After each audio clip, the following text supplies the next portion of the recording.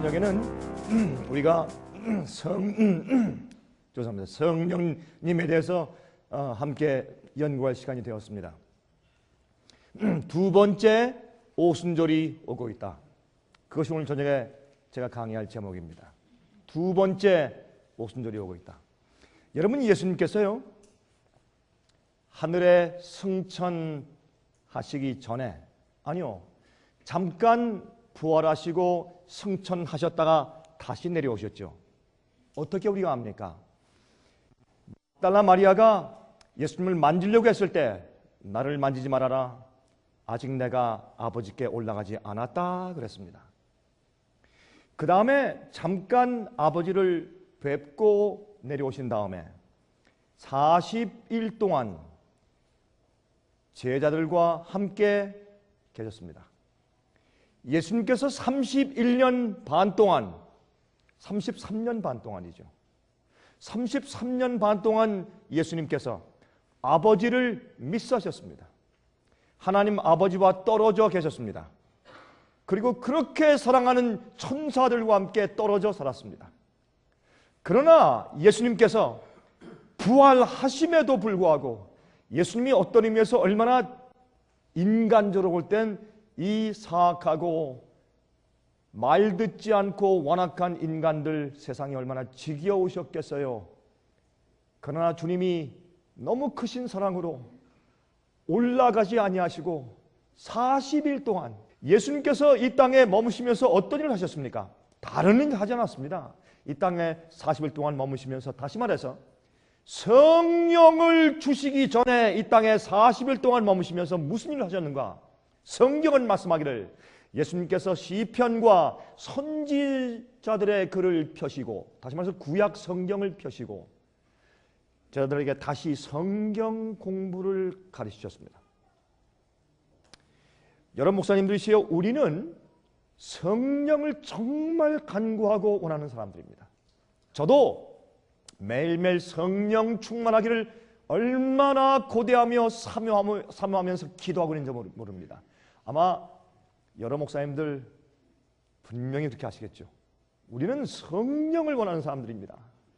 우린 성령이 없으면 우리는 도무지 아무것도 할 수 없는 사람들입니다. 우리가 아무리 멋있게 설교하고 아무리 논리적으로 강의한다고 할지라도 성령 하나님의 역사하심이 없으면 단 한 영혼의 마음도 타취할 수가 없고 단 한 영혼의 마음도 개심시킬 수가 없는 것을 우리가 압니다. 구원은 하나님의 성령이 역사하고 우린 그저 성령께서 역사하시는 도구일밖에 되지 않는 사실을 우리가 너무나 잘 알고 있는 것입니다. 그래서 예수님께서 12 제자에게 천국 복음의 사업을 지금 맡기려고 하십니다. 얼마나 무모한 일입니까?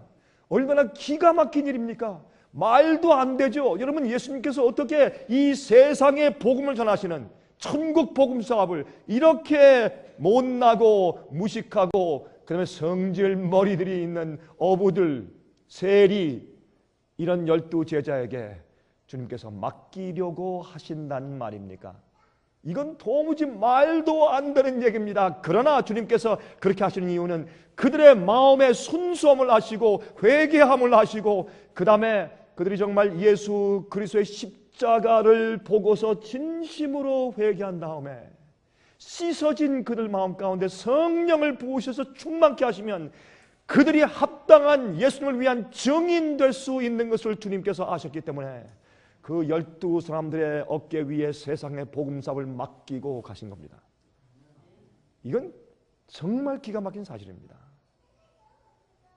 마찬가지입니다. 하나님께서 여러분과 저 같은 우리 같은 사람들에게 마지막 복음의 추수 사업을 맡기려 하십니다. 이 세상의 천국 복음이 곧 끝날 것입니다. 이젠 성령이 임하시면 두 번째 오순절이 다시 임하면 이 세상이 뒤집어질 것입니다. 한국이 뒤집어질 것입니다. 중국이 뒤집어질 것입니다. 저희 상해빛은 말이죠, 특별히 제 마음은 하나님께로부터 받은 사명이 있습니다. 그 사명은 적어도 한국과 중국의 종교개혁의 사역을 하는 것입니다. 늦은비 성령을 받을 수 있는 사람들을 준비시키는 것입니다.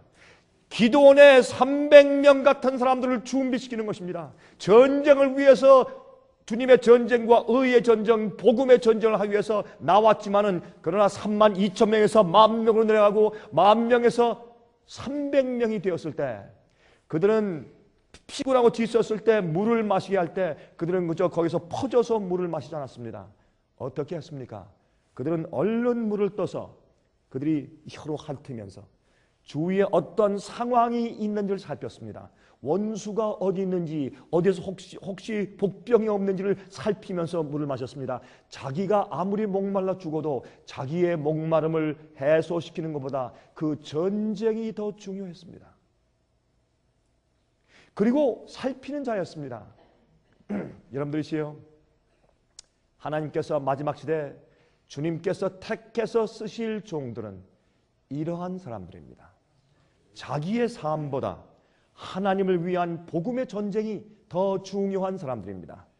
그리고 자기가 처한 형편이 어떻고 그저 피곤하니까 쓰러지는 것이 아니라 그래도 죽기까지 내가 처한 형편이 어떻고 내 사명이 무엇이며 내 부르심이 무엇이며 내가 어떤 일을 해야 되며 어디에 원수가 있으며 살피면서 싸우는 참된 주의 용사들일 것입니다.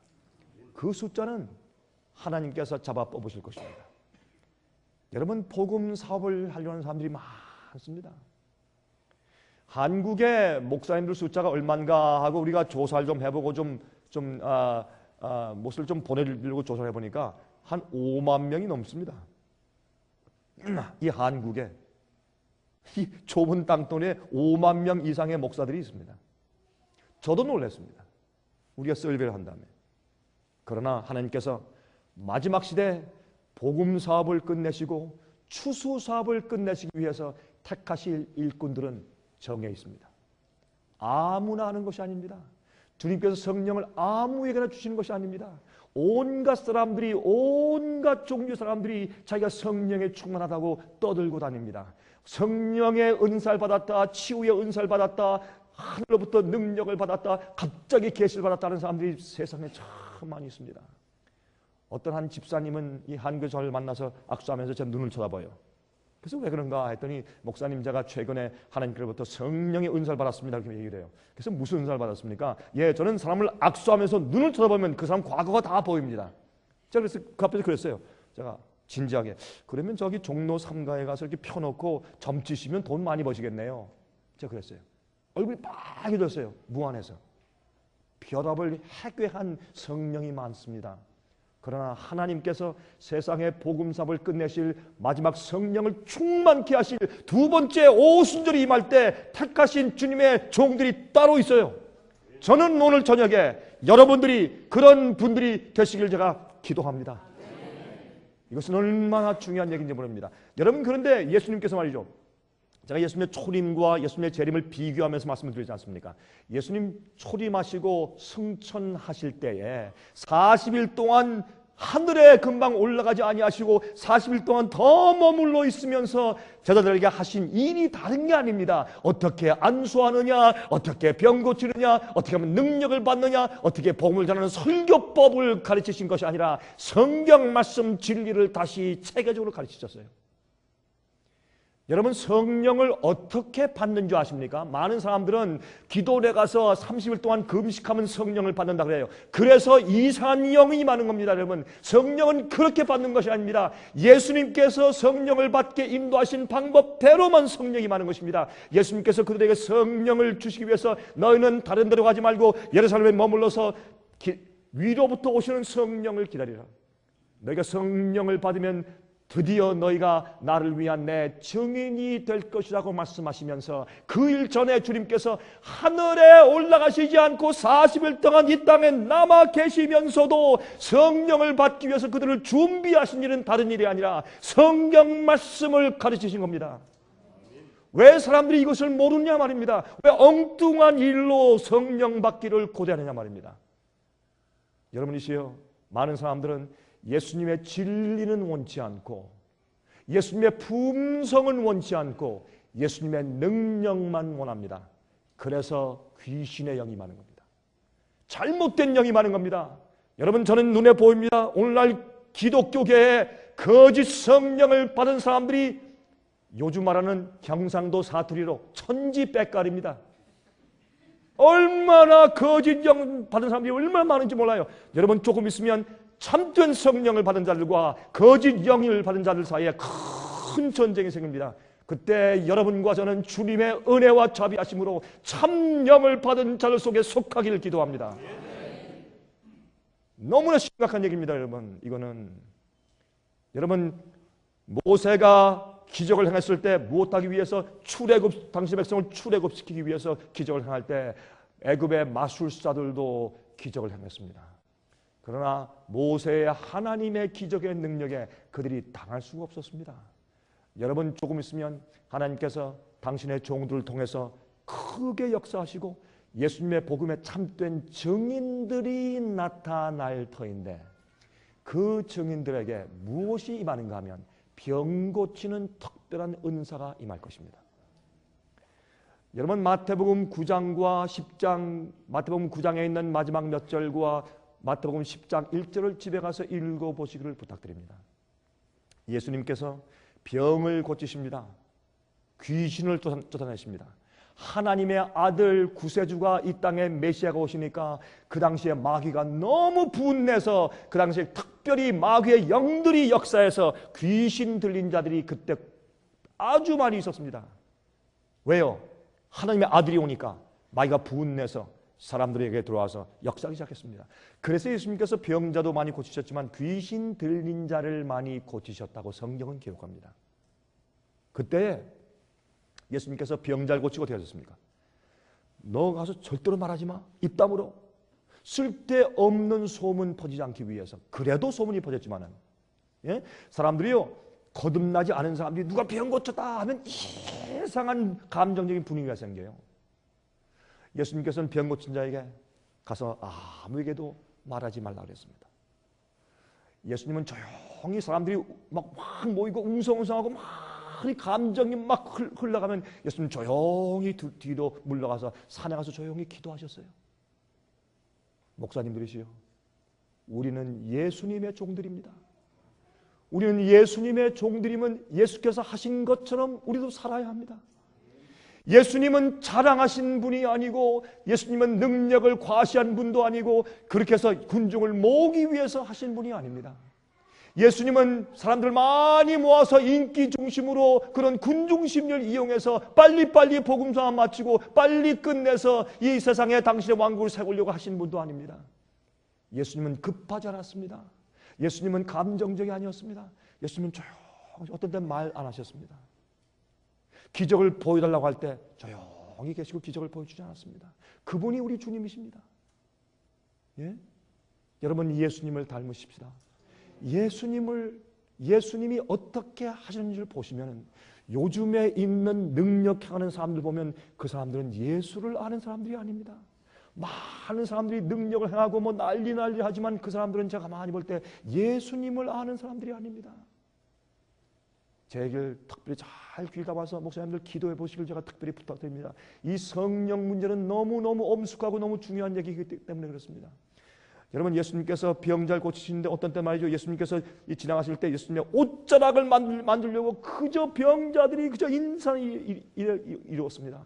여러분 12회 혈루증을 앓던 여인이 와서 예수님의 옷자락을 만졌을 때 병이 낫죠. 예수님께서 서서셔 뭐라 했습니까? 잠깐만 서라. 내게서 능력이 나가는 것을 보았다.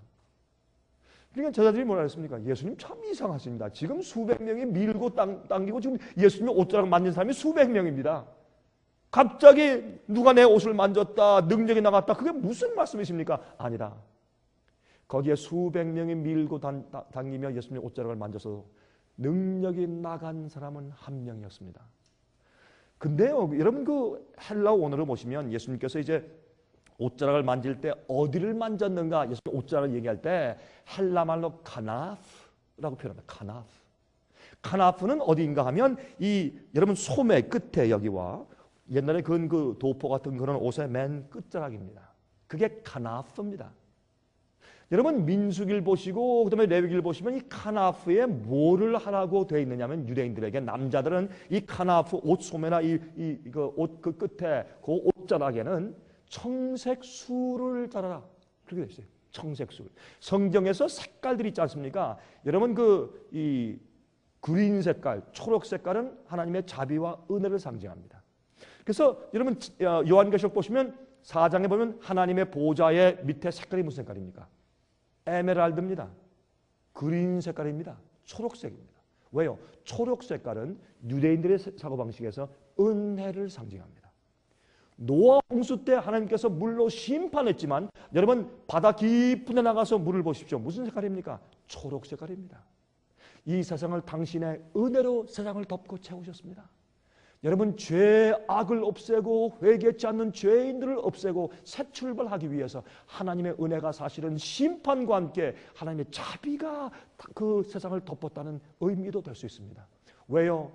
이렇게 타락한 세상을 그냥 끝내버리시고 없애지 아니하시고 불로 태우지 않고 물로 멸망한 다음에 다시 새 출발하게 하시고 다시 인구가 증가케 하셔서 그래도 메시아 예수께서 이 땅에 오실 수 있을 때까지 주님께서 이 시간을 연장시켜 주신 겁니다.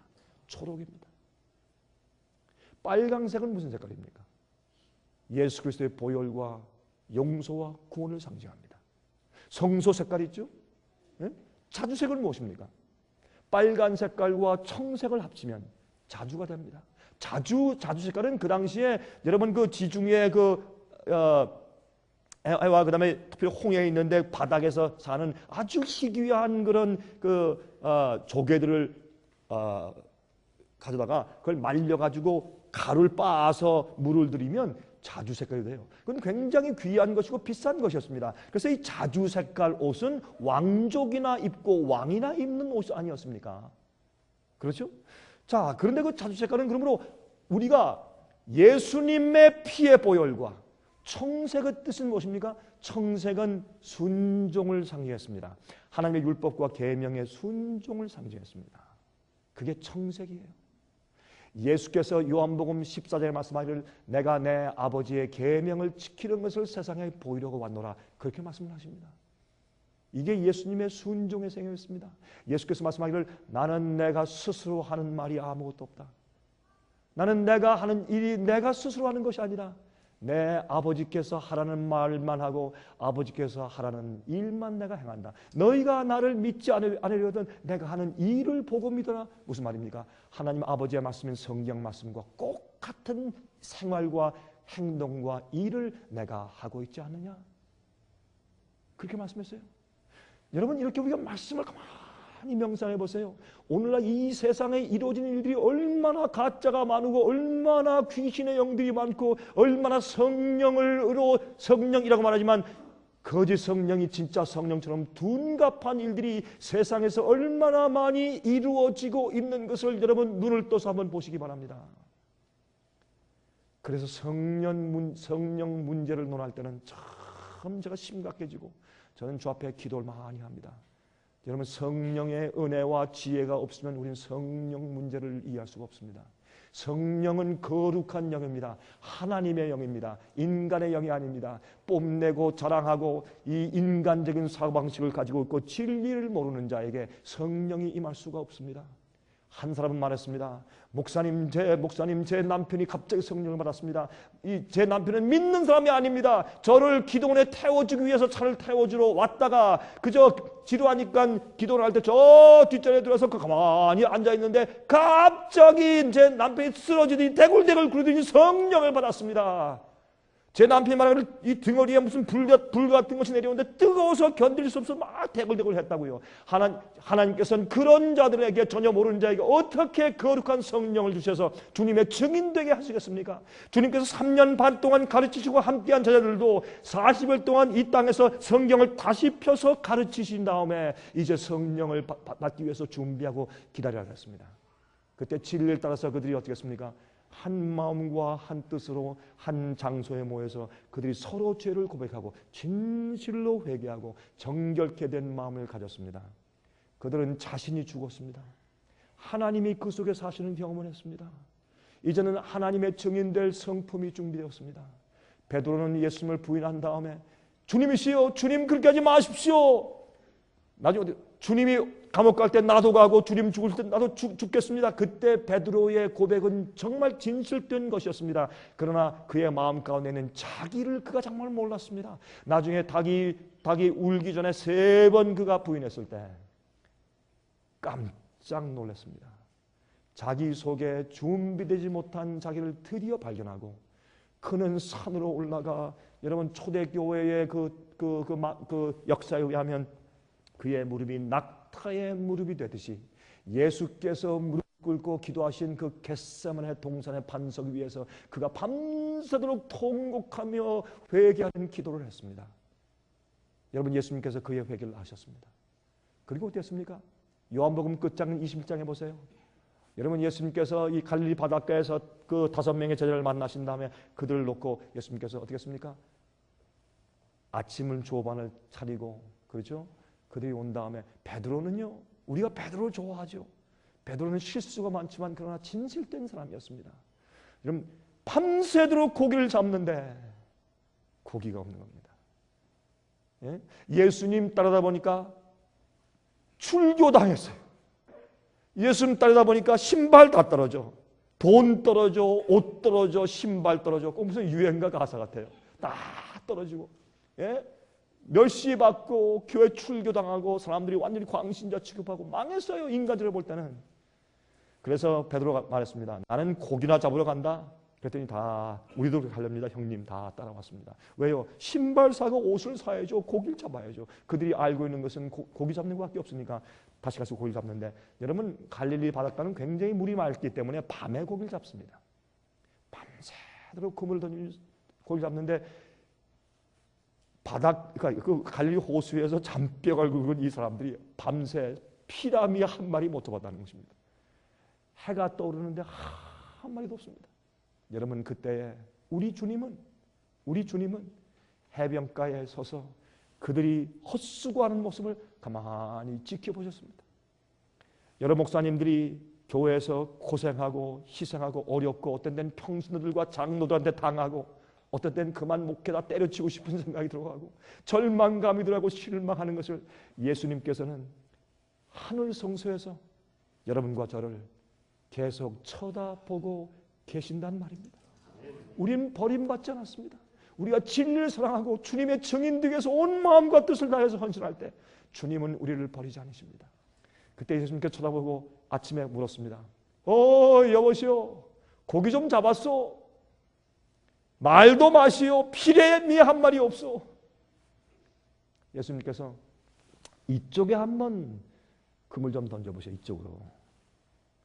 그것은 예수님께서 서 계신 곳이었습니다. 여러분, 옛날에 말이죠, 이 갈릴리 그 호수에서는 이 물이 맑으니까 고깃대가 휙휙 지나가는 것을 어부들은 못 보는데 해변가에서 가끔 발견하고 저기 이렇게 하는 그 풍습들이 있었다는 겁니다. 그래서 이 한 나그네가 가면서 고깃대를 본 줄 그렇게 생각을 하고 그래요? 한번 던졌습니다. 던졌는데 이만한 고기들이 끌어당길 수 없을 정도로 올라옵니다. 그러니까 이 요한과 베드로는 항상 이 달라요. 성격이 정반대예요. 예수님께서 보라셨다는 얘기를 듣고서 뛰어갈 때 제일 먼저 뛰어간 사람은 젊은 사람 요한이 뛰어갔는데 조금 나이가 많은 베드로가 뒤에 따라왔지만 그 무덤 안에 들어가는 사람은 베드로가 먼저 들어갔잖아요. 그러니까 이 고기가 올라왔을 때 이게 웬일이야? 우린 일생 동안 여기에서 고기를 잡아봤지만 이런 일은 있은 적이 없는데 이게 뭐야? 할 때 요한이 주님이시다 하니까 어떻게 했어요? 베드로가 그냥 겉옷을 입고 그냥 물에 뛰어들어와서 헤엄쳐 왔어요. 와서 예수님께서 생선을 구워놓고 계신데 그 옆에 와서 앉았는데 옛날 같으면 베드로가 그냥 떠들었을 텐데 이제는 할 말이 없어요. 진심으로 회개하고 자기가 죽은 경험을 했기 때문에 십자가를 보고 내가 완전히 메시아를 잘못 알았구나. 그는 그 옆에 앉았지만 할 말이 없습니다. 저희들이 한 명 한 명 와서 이제 앉아 있습니다. 아무 말도 못합니다. 예수님께서 물으십니다. 베드로야, 내가 나를 사랑하느냐? 여러분 헬라어, 여러분 이 설교 다 교회에서 많이 하셨잖아요. 뭐라고 말하는 겁니까? 내가 나를 아가페 하느냐? 아가페는 하나님의 사랑입니다. 자기 사랑 볼 때 자기는 도무지 그런 사랑을 할 수가 없었고 못 해왔습니다. 주님께서 저를 아시지 않습니까? 저는 주님을 아가페 못합니다. 이 죄인을 불쌍히 여기십시오. 저는 주님을 필레오 합니다. 사람이 사랑할 수 있는 최선의 사랑으로 주님을 사랑합니다. 베드로야, 내 양을 먹이라. 그렇죠? 두 번째, 베드로야, 내가 나를 아가페 하느냐? 주님, 세상을 창조하신 주님께서 제 마음 아시지 않습니까? 내가 주님을 최선을 다해 사랑합니다. 필레오 합니다. 내 양을 치라. 세 번째 또 물으십니다. 베드로야, 이번엔 이렇게 물으십니다. 베드로야, 내가 나를 인간의 사랑인 필레오 하느냐? 그때 베드로가 상심했습니다. 내가 주님을 세 번 부인하고 나니까 이젠 주님이 나를 완전히 의심하시는구나. 주님이 나에 대한 신뢰가 다 없어졌구나. 참 마음이 아팠습니다. 근데 자기가 그렇게 했으니 어떻게? 주님이시여, 제 마음을 아시지 않습니까? 주여, 제가 당신을 필레오 합니다. 내 양을 먹이라. 왜 그렇게 했습니까? 그가 세 번 부인한 것 때문에 다른 제자들이 이제 예수님께서 베드로를 더 이상 인정하지 않을 것이라 생각했습니다. 이젠 베드로는 제자됨이 끝났다고 생각했습니다. 그때 공개적으로 예수님께서 베드로가 당신을 사랑하는 사람인 것을 확인시켜주기 위해서 세 번 질문했습니다. 여러 우리 형제 목사님들, 우리 자매 목사님들이시요, 여러분과 제가 여기 오늘 오기까지 그 전에 과거에 어떻게 살았든지, 우리가 어떻게 목회를 실패했든지, 어떻게 우리가 말씀을 잘못 전했든지, 우리가 어떻게 복음을 오해했든지 막론하고 이 시간에 우리가 성령 문제를 다루면서 우리가 예수님께 나가서 무릎을 꿇도록 하십시다. 주님, 저는 죄인입니다. 주님께 쓰임받을 수 없는 죄인들입니다. 부족한 그릇입니다. 그러나 주님께서 우리를 불쌍히 여기시고 우리에게 성령을 주시려고 약속하시고 증인되게 하시고 우리를 붙드시니 감사합니다. 우리는 주님 위해서 가진 모든 것을 헌신하겠습니다. 우리 목사들은 말이죠, 어디에 헌신에 참석할 기회가 별로 없어요. 남들에게 헌신하고 설교를 하는데 정말 우리 자신이 헌신에 가서 회개하고 무릎 꿇는 경험하기 어려워요. 제가 그래서 이렇게 말씀을 드리는 거예요. 여러분, 우리가 성령 문제를 오늘 저녁에 이야기하면서 여러 목사님들이시요, 회개하시기 바랍니다. 여러분의 죄를 회개하시고 아직도 버리지 않은 우상들이 있으면 그거 빨리 버리시고 죄의 습관을 버리시고 마음 가운데 있는 모든 더러운 것들을 예수 그리스도의 보혈로 씻으시기 바랍니다. 여러분, 예수님께서 진리를 가르치고 그들을 진리로 거룩하게 하고 정결케 하신 일을 40일 동안 하신 다음에 그 다음에 그들에게 성령을 받으라 그랬어요. 여러분, 예수님께서 부활하신 다음에 무서워서 떨고 문을 닫고 있는 제자들에게 예수님께서 나타나셔서 제일 먼저 하시는 말씀이 뭡니까? 숨을 내쉬며 성령을 받으라. 그게 예수님의 첫 마디였습니다. 우린 부활한 예수님을 알기 때문에 참 성령, 거룩한 성령을 받아야 합니다. 거룩한 영을 받을 사람은 마음이 거룩해야 합니다. 모든 죄를 회개하고 고백하고 씻고 거룩하고 깨끗해진 마음속에 거룩한 영이 임하시는 겁니다. 인간적인 욕심과 인간적인 경쟁심과 인간적인 시기 질투와 욕심이 있는 자들에게 성령이 임할 수 없습니다. 많은 사람들은 인간적인 자랑과 욕심이 가득하면서 성령을 받았다고 합니다. 그거 다 가짜입니다. 그것은 거짓 영입니다. 그건 마귀 영입니다. 그건 변장한 것입니다. 예수의 영이 아닙니다. 여러분, 예수님께서 말이죠, 그 병을 고치시고 큰 일을 행하셨을 때 조용하라, 입 다물라 그랬어요. 광고하고 과시하지 않았습니다. 그런데 요즘에 예수님의 종이라는 목사들이 권능과 어떤 힘을 행한 다음에 왜 이렇게 떵떵거립니까? 왜 신문에 말이죠, 하나님의 성령의 충만함과 능력을 받은 신유의 종이 왔다 오라, 왜 이렇게 합니까? 예수님은 그렇게 안 하셨는데 왜 이렇게 다릅니까, 성품이? 여러분, 40일 동안 가르치고 하늘에 올라가시고 그 다음에 10일 동안은 이 사람들이 다락방에 모여서 정말 회개하고 진리로 하나가 되어서 정결케 하는 시간을 보냈습니다. 그들이 진리로 예를 이해하고 예수님이 이런 분이었구나. 메시아가 이런 사명이 있었고 예언은 이렇게 말했구나. 우리가 오해했다. 고치고 하나님이시여 이젠 정말 메시아의 사명이 뭐며 우리가 왜 주님께서 부르신 제자들인지 이제 알겠습니다 하고 가슴을 치며 회개하고 그들이 같은 진리를 깨닫고 한 마음과 한 뜻으로 한 곳에 모였을 때 성령이 떨어졌어요. 여러분들이시여, 여러분이 성경 진리를 오해하면 성령을 받을 수 없습니다. 제 말을 꼭 들으십시오. 여러분들이 성경 말씀을 똑바로 알지 않고 오해하고 삐뚤어 믿으면 성령을 받을 수 없습니다.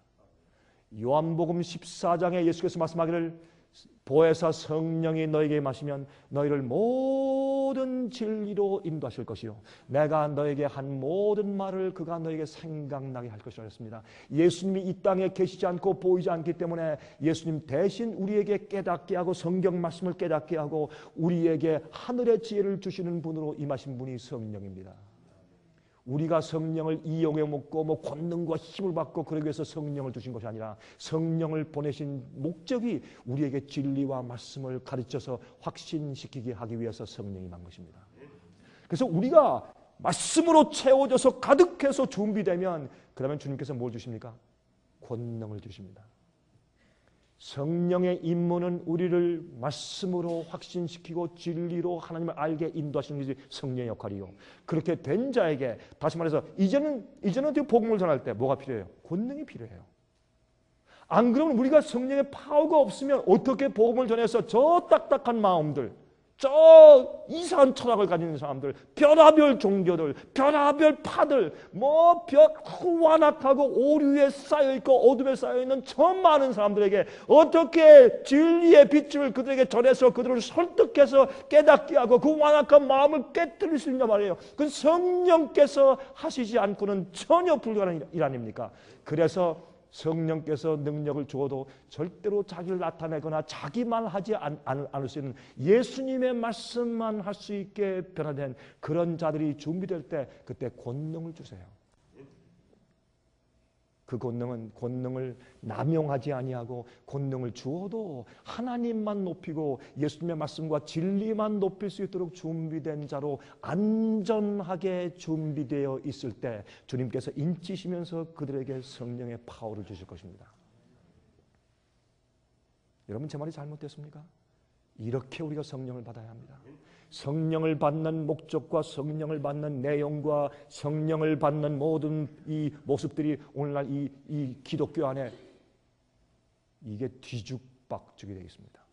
마귀가 들어와 하나님인 것처럼 행동하고 마귀의 영이 내려와 성령인 것처럼 둔갑해버린 교회들에 살고 있어서 그래서 많은 교회들이 성경은 바벨론이 되었다. 무너졌도다.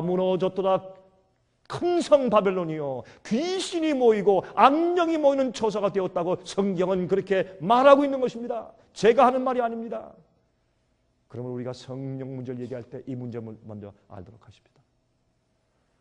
여러분 제가 오늘 오전에 강의할 때 이 문제는 한 목사님이 지금 질문하는 그 종이 쪽지를 주셔서 우리 직원이 가져와서 제가 읽어보니까 이 문제는 약간 언급하고 지나가는 것이 좋기 때문에 왜냐하면 이 진리니까 오늘 아침에 제가 하나님께서 지금 인도에 나가시는 그런 상황과 마지막 전쟁이 이루어지는 무대에 대해서 제가 설명을 드리고 짐승의 표를 설명드리고 요한계시록 13장을 설명을 드렸습니다.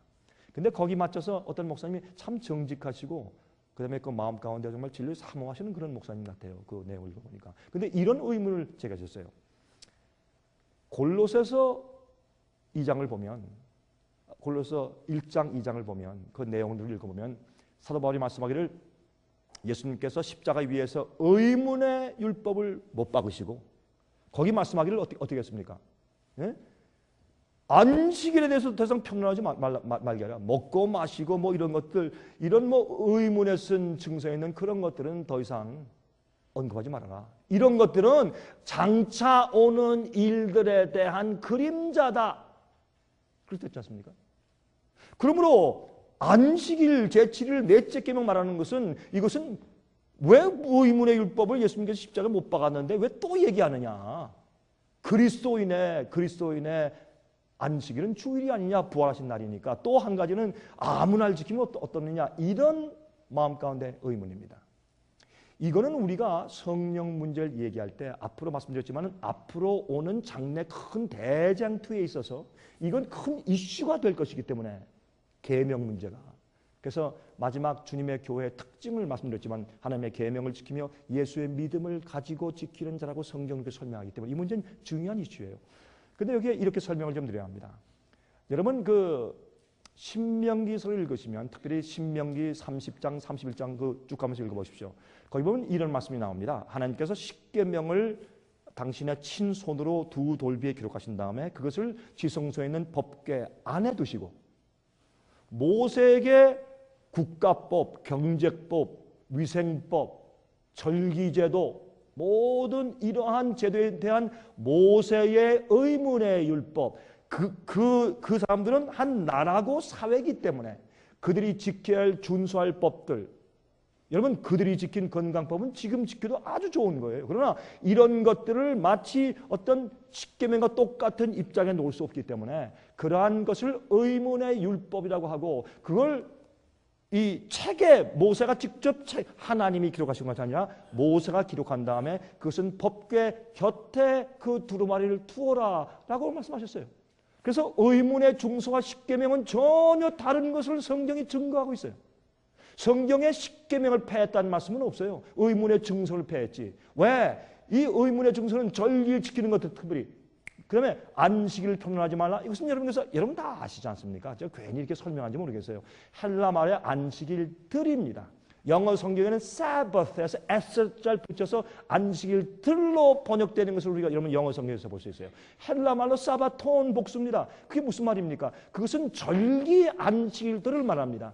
레위기 23장 읽어보시면 거기에 제7일 안식일 여호와의 안식일 이외에 절기들을 설명하면서 무교절은 시작할 때 안식일 끝나는 날도 안식일이고 장막절은 시작하는 날도 안식일이고 끝나는 날도 장막절이 안식일이라고 했어요. 왜? 장막절에 두 안식일이 있어요. 시작 날과 끝나는 날. 왜? 그들은 아무 일도 하지 말고 그날에 쉬어라. 그래서 그 절기를 지키는데 마음을 준비케 하기 위해서 절기 안식일들을 주셨어요. 그런데 문제는 말이죠. 여러분 그거 보시면 이 할례 행해야 구원받는다. 이 모세가 복음을 전하고 다니면 이 유대 교사들이 줄을 자꾸 뒤를 따라다니면서 말이죠. 자꾸 의문의 그 율법 얘기하고 금식일 지키라, 절기 지키라, 유월절 지키라 자꾸 이렇게 하니까 사도 바울이 그걸 책망하시고 의문의 증선 십자가에서 못 박았다. 왜? 그냥 더 이상 절기 안식일들 금식하는 날들 이날 저날이 좋다 이렇게 금식일이 많았거든요. 그런 거 자꾸 따지지 말아라고 말씀하신 얘기예요.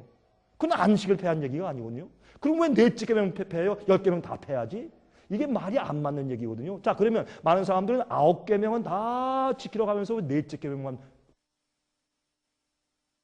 그 중요한 계명을 바꾸려면 한마디라도 언급하고 가셨어야죠. 이건 오해예요. 이 사람 이거 골로새에 있는 말씀은 오해입니다. 그리고 안식일 들에서 편하지 말고 절기 말하지 말라. 근데 중요한 하나의 그 힌트가 있어요. 거기 말씀하기를 이것은 장차 오는 일들에 대한 그림자라.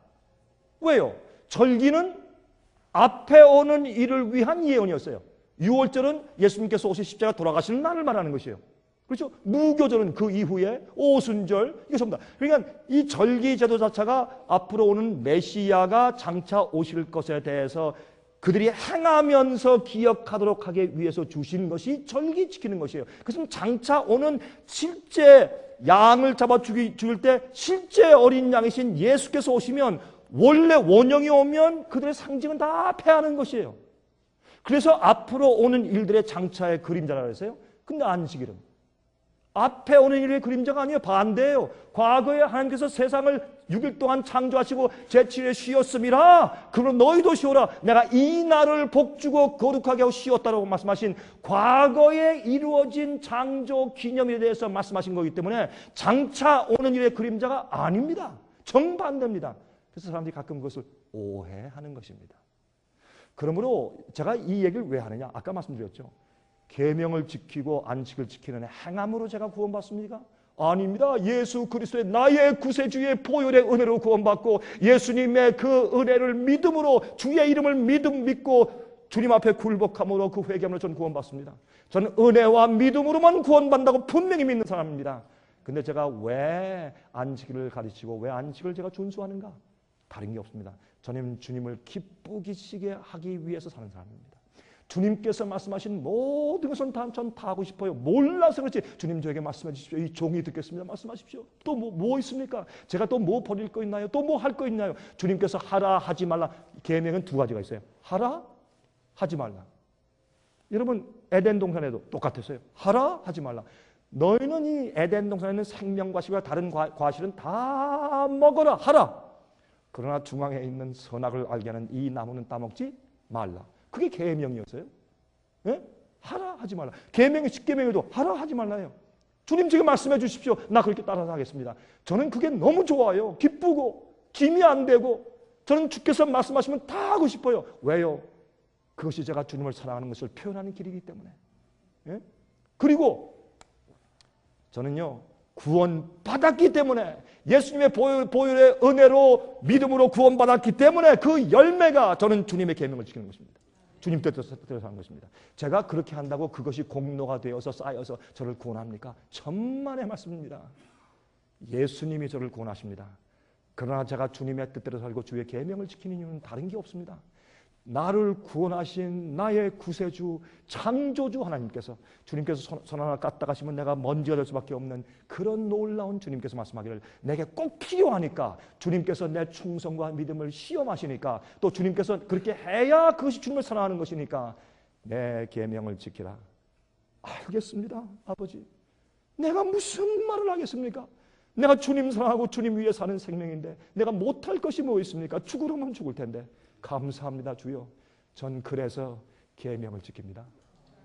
여러분 이렇게 계명을 지키는 저 여러분 저한테 돌팔매질을 하면서 저 사람 극단이고 뭐 율법주의라고 욕하시겠습니까? 여러분이시여 예수께서 곧 오십니다. 예수께서 오신 다음에 주님 앞에 가서 섰을 때 주님께서 우리에게 뭐라고 질문하실 줄 아십니까? 누가 주 앞에 충성된 자며 누가 주님을 사랑했던 자인지 어떻게 주님께서 말씀하실 줄 아십니까? 여러분이시여 그래서 예수께서 말씀하기를 너희가 나를 사랑하느냐? 사랑하면 저기 산에 올라가서 저기 삼각산에 올라가서 한 달에 한 10번씩 소리 질러라. 그렇게 안 했어요. 너희가 나를 사랑하면 내 계명을 지키라. 그렇게 말씀하셨어요.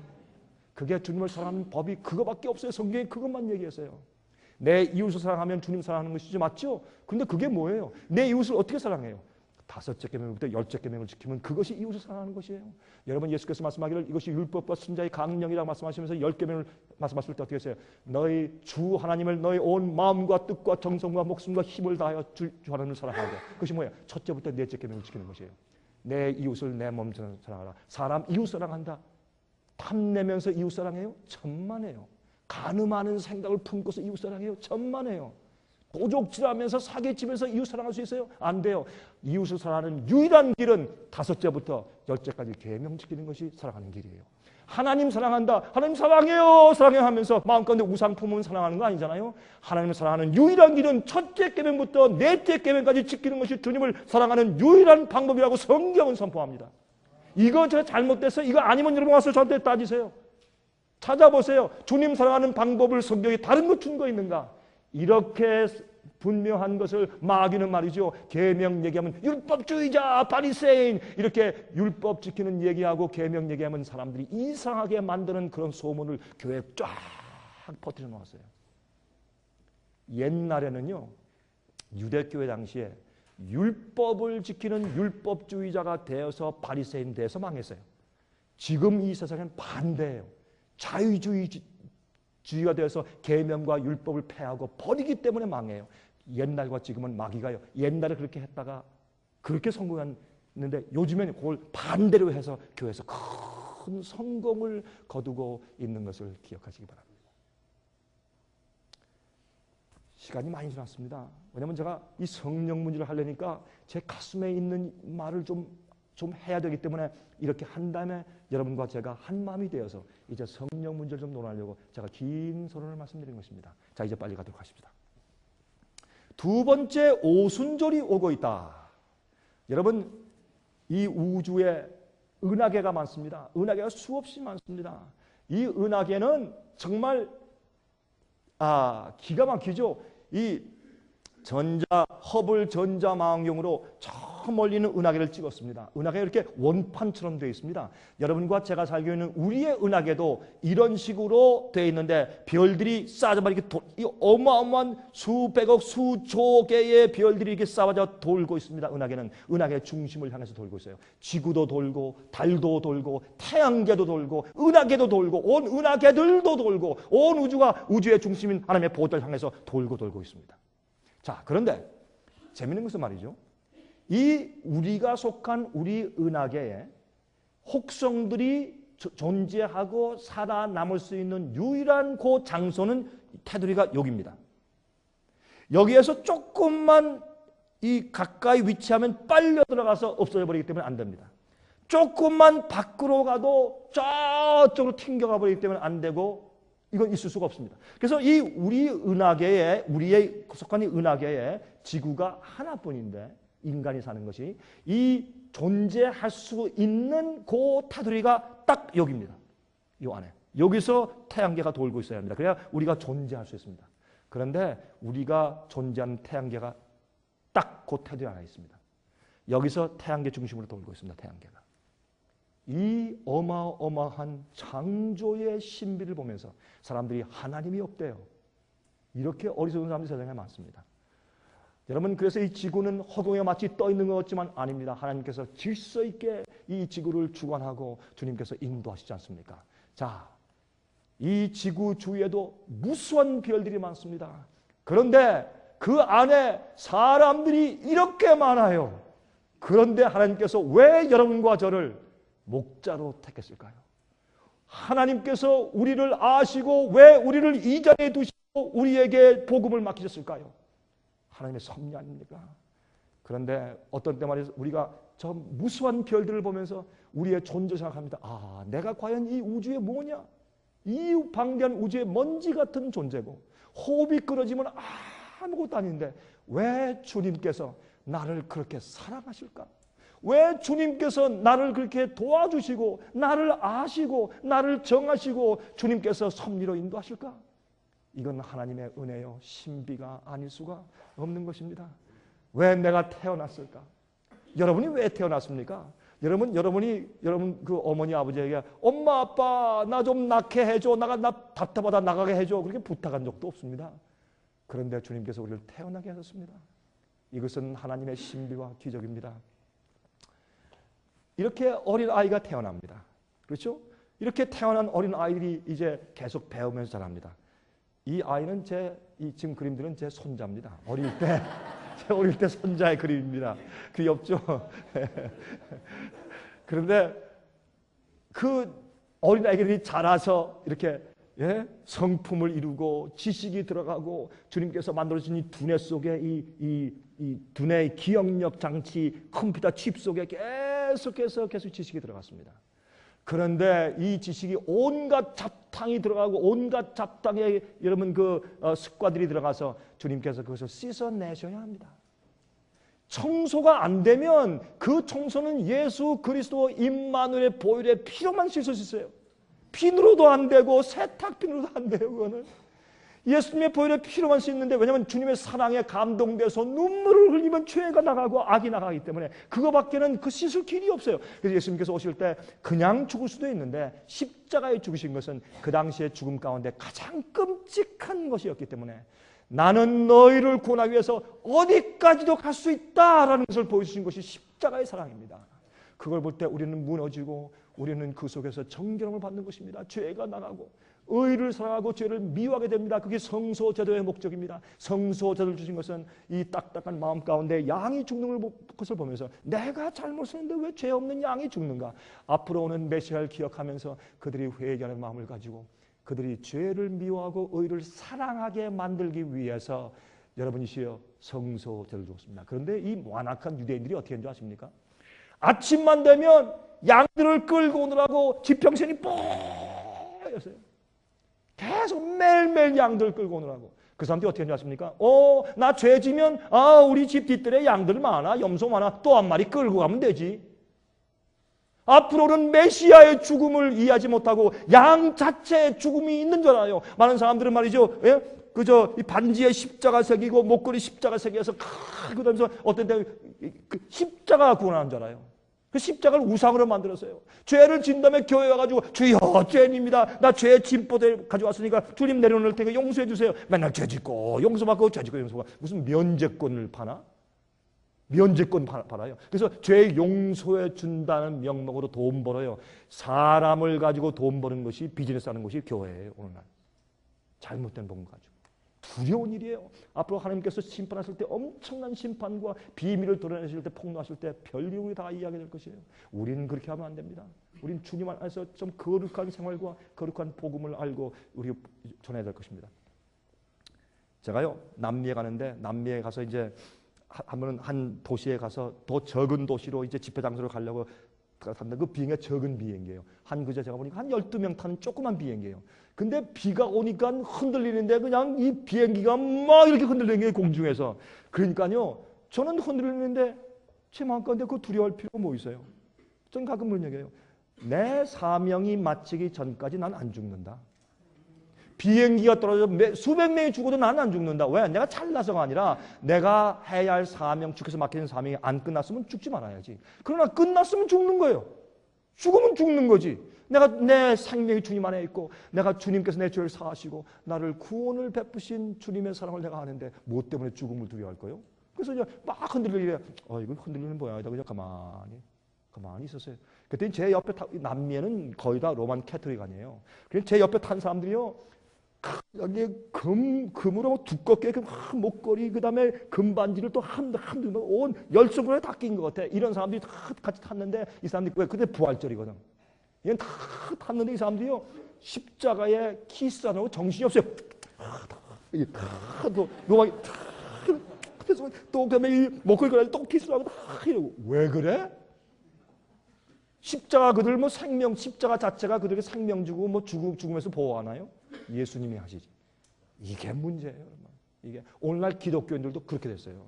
십자가를 우상시했어요.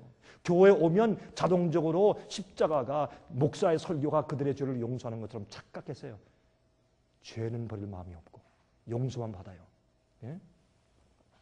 하나님께서 왜 우리를 택했을까요? 우리의 부르심이 뭡니까, 여러분? 여러분이 왜 부름 받았어요? 교회를 성장시키기 위해서 부름 받았습니까? 아니면 복음의 확산과 추수밭을 준비시키는 일을 위해서 부름받았습니까? 어떤 겁니까? 여러분은 누굴 위해서 하십니까? 여러분은 알곡을 준비시키고 추수를 만들기 위해서 마련된 목자입니까? 아니면 여러분들 교회를 성장시키기 위해서 존재하는 목자입니까? 심각하게 우리가 이 질문을 우리 양심에서 하면서 우리가 회개해야 할 것입니다.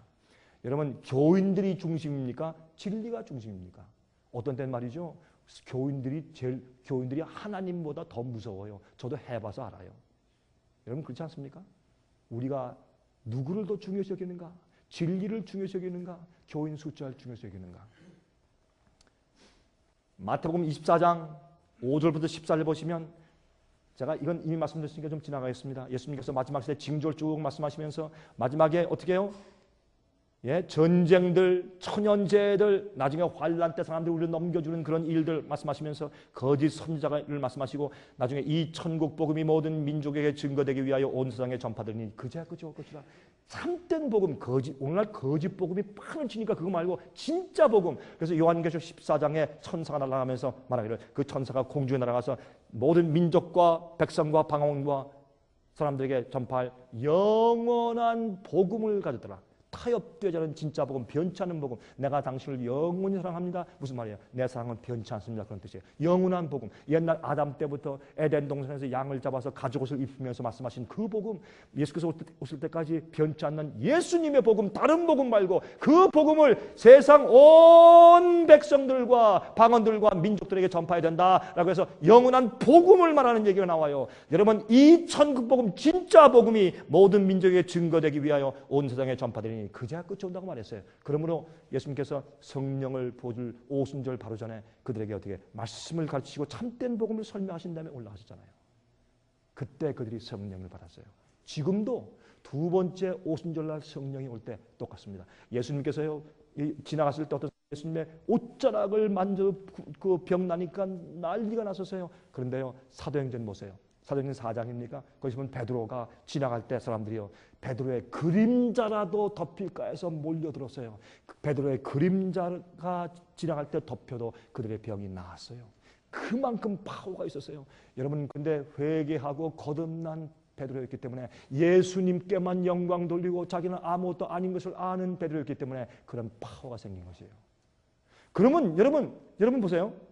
제게 조금 들어보세요. 제가 지금 말씀드린 이런 것들은 여러분 잘 한번 여러분 씹어서 생각하셔야 되는 것들이에요. 예수께서 중풍병자를 고치실 때 이 말씀이 어디 있습니까? 마가복음 7장이 가든 그쪽에 있을 거예요. 가서 읽어보세요. 마가복음 6장, 7장 그쪽에서 읽어보세요. 그러면 예수님께서 중풍병자 고치실 때, 아니에요. 마가복음 2장에 있습니까? 하여튼 제가 좀 깜빡했는데 찾아보세요. 그러면 예수님께서 중풍병자 고치실 때 한 곳에 가니까 사람들이 모여서 용신할 수가 없다고 했어요. 제가 한 번은 중국에 가서 말씀을 전하는데 조금 시골에 가서 조그만 방에 비밀 집회를 하는데 90명이 모이니까 제가 서 있는데 여기까지 와서 이렇게 저를 쳐다봐요. 꽉 방에 차가지고. 교회 목사들이 굶주려서. 그 다음에 제가 또 이 말씀을 전하다가 보니까 이렇게 보니까 지금 깜짝 놀랐어요. 저기 천장에서 두 명이 목을 이렇게 구멍에서 내고서 저를 듣고 있어요. 왜요? 이 사람들이 자려고 하다가 자리가 없으니까 저 다락 위에 올라가서 자다가 내려오니까 내려갈 틈이 없어. 그러니까 거기에서 다락에서 구멍 뚫는데서 목을 이렇게 내고 쫓아보고 있어요. 저는 그때 예수님을 기억했습니다. 예수께서 거기 계실 때 사람들이 밀려온 것을 제가 기억했습니다. 예수님께서 이제 있는데 거기 온 사람들이 전부 다 방해꾼들이었어요. 정말 예수님께 나가서 구원받을 자는 이 중풍병자였거든요. 그래서 부탁을 해서 그는 이 낙심했다가 예수님께서 문둥병자를 고쳤다는 얘기를 들었습니다. 그 당시에 중풍병과 문둥병자는 주님께 정죄받고 심판받아서 걸린 병이기 때문에 절대로 용서도 없고 구원이 없다고 믿었습니다. 근데 소문이 들리기를 문둥병자를 고쳤다. 나도 소망이 있구나. 그래서 친구들에게 제발 나 좀 예수께 데려가 주세요. 그래서 단가를 씌워서 내 친구가 데려갔는데 너무 사람이 많아서 들어갈 수가 없어요. 전도회 때 들어갈 수가 없어요. 거기에 모여서 있는 사람들은 다 구경꾼들이었어요. 정말 구원받을 사람은 중풍병자였어요. 어땠어요? 지붕 위로 올라갔어요. 지붕을 뜯어 베드로, 아마 거기 내용을 보니까 아마 그 집이 베드로의 장모의 집이었던 것 같아요. 제가 이렇게 쭉 읽어보니까 그 내용이. 그러면 이 급한 베드로가 어떻게 했겠어요? 우지직 소리 하니까 누구야? 예수님의 이 거룩한 전도 집회를 방해한 자가 누구야? 누가 방해? 자기들이 방해꾼들인데 우지고직 하더니 말이죠. 큰 먼지가 막 떨어지고 말이죠. 예수님께서 설교하시다가 그쳤어요. 예수님의 하나님의 아들의 설교를 그치게 하는 자가 누구야? 예수님은 그런 자를 위해서 오셨는데 어떤 데 교회는요 참 오해가 많아요. 우리가 사람 영혼을 잘 알아보지 못해요. 그런 우리의 무지와 잘못 때문에 많은 영혼들이 슬퍼하며 또 교회에서 돌아가요. 네? 구멍을 뚫었어요. 구멍가 내려와. 이 벌벌 떨면서 그 사람들 눈초리가 저게 누구야? 안 올라가? 그냥 내 지붕 뚫었다고 이렇게 하는 그 눈초리를 견디고서 거기 이제 그 정말 침대를 타고 쭉 내려올 때 예수님께서 첫 마디 하신 게 뭐예요? 그 사람 마음을 알았습니다. 그 사람은 부절제였습니다. 그래서 병이 났습니다. 그는 악하게 살았던 사람이었을지 모릅니다. 그 병에서 중풍병자가 됐어요. 예수님께서 그 영혼의 마음을 아셨어요. 그 영혼은 병 치료하는 게 목적이 아니에요. 자기 생의 구원을 받는 것이요. 하나님께서 너에게 구원이 이르렀다 그 말만 들으면 자기는 중풍병을 일생 살다 죽어도 여한이 없어요. 그의 소원은 구원과 죄의 용서였어요. 예수님께서 그 마음을 아시고 뭐라 그랬어요? 소자야 내 죄가 사함 받았느니라. 그러니까 거기에 딱 목을 바치고 있던 이 바리새인들과 율법사들이 뭐라 그랬어요? 누군데 감히 죄를 용서한다고 해요? 하나님만 하시는 건데 참남되다. 그러니까 예수님께서 뭐라 그랬어요? 이 환자에게 침상을 들고 걸어가라 라고 말하는 것이 쉬우냐? 아니면 내 죄가 용서받았다고 말하는 것이 쉬우냐? 인간적으로 볼 때는 침상을 가지고 걸어가라 그게 더 어렵잖아요. 에? 내가 하나님의 아들로서 죄 사는 권세가 있는 것을 내가 너에게 보인다. 그러면서 하신 기적이 뭐예요? 소자야 일어나 내 침상을 가지고 걸어가라. 그 사람이 뻗떠려 이렇게 오랫동안 누워있던 마른 뼈에 마른 이 가죽에 힘이 붙고 부두둑 일어나서 침상을 가지고 기뻐하며 하늘에 찬송 호선 찬송을 부리면서 뛰어서 집으로 갔어요. 그게 병 고치는 거예요. 병 고치는 것은 병 고치는 것을 위해서 병 고친 것이 아니라 예수님이 하늘에서 온 분이고 예수께서 가르치는 말씀 진리가 하늘에서 온 참 진리인 것을 증거해 보이기 위해서 행하신 것이 병 고치는 것이었어요. 오늘날 병 고친 사람들이 뭘 위해 병을 고쳐요? 예? 병 고치기 위해서 병 고쳐요. 그거는요 성경적으로 안 맞아요. 물론 예수님께서 그 연약하고 병난 사람들을 불쌍히 여겨서 그들의 고통을 덜어주신 것, 그것도 사실이에요. 제가 인정해요. 그러나 원래 병을 고치는 원래 의미는 우리가 가르치는 그 복음과 진리가 하늘에서 온 진짜 진리인 것을 그들이 깨닫고 확신케 하기 위해서 병 고치는 능력이 많은 것이에요. 그러므로 우리가 똑바른 복음과 똑바른 성경의 가르침을 우리가 가지고 가르치지 않을 때 어떻게 성령의 권능을 받아요? 예? 말이 안 되는 거예요. 그래서요 진리를 알지 못하고 진리를 전하지 않고 가짜 진리를 믿고 전하는 사람에게 능력이 임해서 무슨 뭐 기적이 행했다, 그건 다 가짜 기적이에요. 성경을 보세요. 제 말이 잘못되었는가 그렇게 잘 살펴보세요. 그래서 진리가 제일 중요하고 성경 말씀이 제일 중요해요. 그것이 중요해요. 모든 진리와 기적을 주의 말씀에 맞는가 살펴서 대조하세요. 그 사람이 진리대로 가르치지 않고 그의 생애가 진리와 복음대로 살지 않으면 그 사람이 행하는 것은 참 성령의 역사가 아닙니다. 확신할 수 있어요. 그게 성경 말씀이기 때문에. 성령이요, 예? 똑바로 믿지 않는 사람한테 능력 주고 한쪽에서는 진리로 인도하고 그렇게 이중적인 일을 하나님 성령은 안 하세요. 잘못된 거요. 여러분 천국 복음이 전파되어야 돼요. 참된 복음. 골로새 1장 23절에 이 복음은 천하 만민에게 전파된 바요. 과거형으로 말한 것을 이미 설명을 드렸죠. 여러분 이것은 성령을 받았을 때 그 일이 이루어졌어요. 제가 아까 설명드렸으니까 만지지 않겠습니다. 초대교회가 타락한, 초대교회 거룩한 그 교회가 타락한 가장 근본적인 이유는 무엇입니까? 이교인들의 개종이 많아지자 이교인들이 막 물밀도 들어오니까 왜요? 로마 교회에서 나중에는 기독교를 국교까지 삼았어요. 이교인들이 자꾸 들어오니까 많아지자 교회 지도자들이 진리보다 교인들의 숫자와 교회 성장에 초점을 맞추어서 일하기 시작했기 때문에 교회가 타락하고 교회가 넘어졌어요. 지금도 꼭 마찬가지입니다. 여러분 이 옛날의 역사는 항상 반복되고 있는 것을 기억하시기 바랍니다. 여러분 요엘서 2장 23절 보세요. 시온의 자녀들아 너희는 너희 하나님 여호와로 인하여 기뻐하며 즐거워할지어다. 그가 너희를 위하여 비를 내리시되 이른 비를 너희에게 적당하게 주시리니 이른 비와 늦은 비가 전과 같을 것이라. 성경에는 복음 사업을 이른 비와 늦은 비로 말했고 농사에 비유했어요.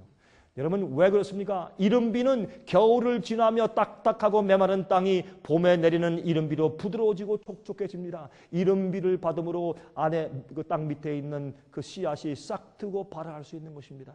그래서 이 처음에 복음사 씨앗을 뿌릴 때를 이른 비의 성령의 역사라고 비유했어요. 성경은. 여러분 이것은 마음들이 딱딱하고 완악해진 사람들에게 성령의 비가 이슬이 내릴 때 그들이 부드러워지고 주의 말씀이 떨어질 때 그것이 발화할 수 있기 때문에 그것을 이른 비 성령이라고 불러요. 모든 사람이 회개하고 깨닫고 진리를 깨닫고 그들이 발전하고 하는 모든 것들, 죄를 승리하는 모든 것들, 진리를 깨닫게 되는 모든 것들은 이른 비 성령의 역사라고 성경은 그렇게 우리가 설명합니다. 그러면 늦은 비가 뭔가? 늦은 비를 계속 말하는 성경은 늦은 비가 뭐냐? 늦은 비는 이렇게 싹이 났어요. 성령의 역사가 임했어요. 진리가 임했어요. 싹이 나고 성장하는데 그 긴 여름을 지나며 이 작물이, 이 채소가, 나무가, 꽃이 지치고 목마른 작물들에게 가을에 내리는 늦은 비는 추수하기 위해서 열매가 바짝 연글게 하기 위해서 마지막에 내리는 비가 늦은 비예요. 그것이 바로 추수를 위해서 내리는 성령의 역사를 상징한 것입니다. 초대교회 예수님께서 가르치시고 십자가에 돌아가시고 부활하신 그 사역을 하시고 승천하신 다음에 예수님이 구세주고 예수님이 메시아라는 그 복음을 세상에 전파하기 위해서 죄를 용서받고 죄의 파워에서 해방돼서 의롭게 살 수 있는 그 파워, 왜 예수님께서 하늘에 올라가서 그저 이렇게 팔을 이렇게 짐지고 그다음에 뭐 휴가를 지내시는 것이 아니라 당신의 피를 적용시키시고 또 원하는 자에게 그 죄를 다시 짓지 않게 파워를 주시고 성령을 주시고 천사를 보내서 도와주시는 중보 사업을 시작했어요. 그렇죠? 그 사실을 깨닫게 하기 위해서 내린 비가 이른비 역사였어요. 복음사업의 시초였어요. 이제는 이 복음사업이 오랜 기간 여름을 지났어요. 거의 2000년이라는 세월이 거의 지났어요. 그 다음에 이제는 추수 때가 되었어요.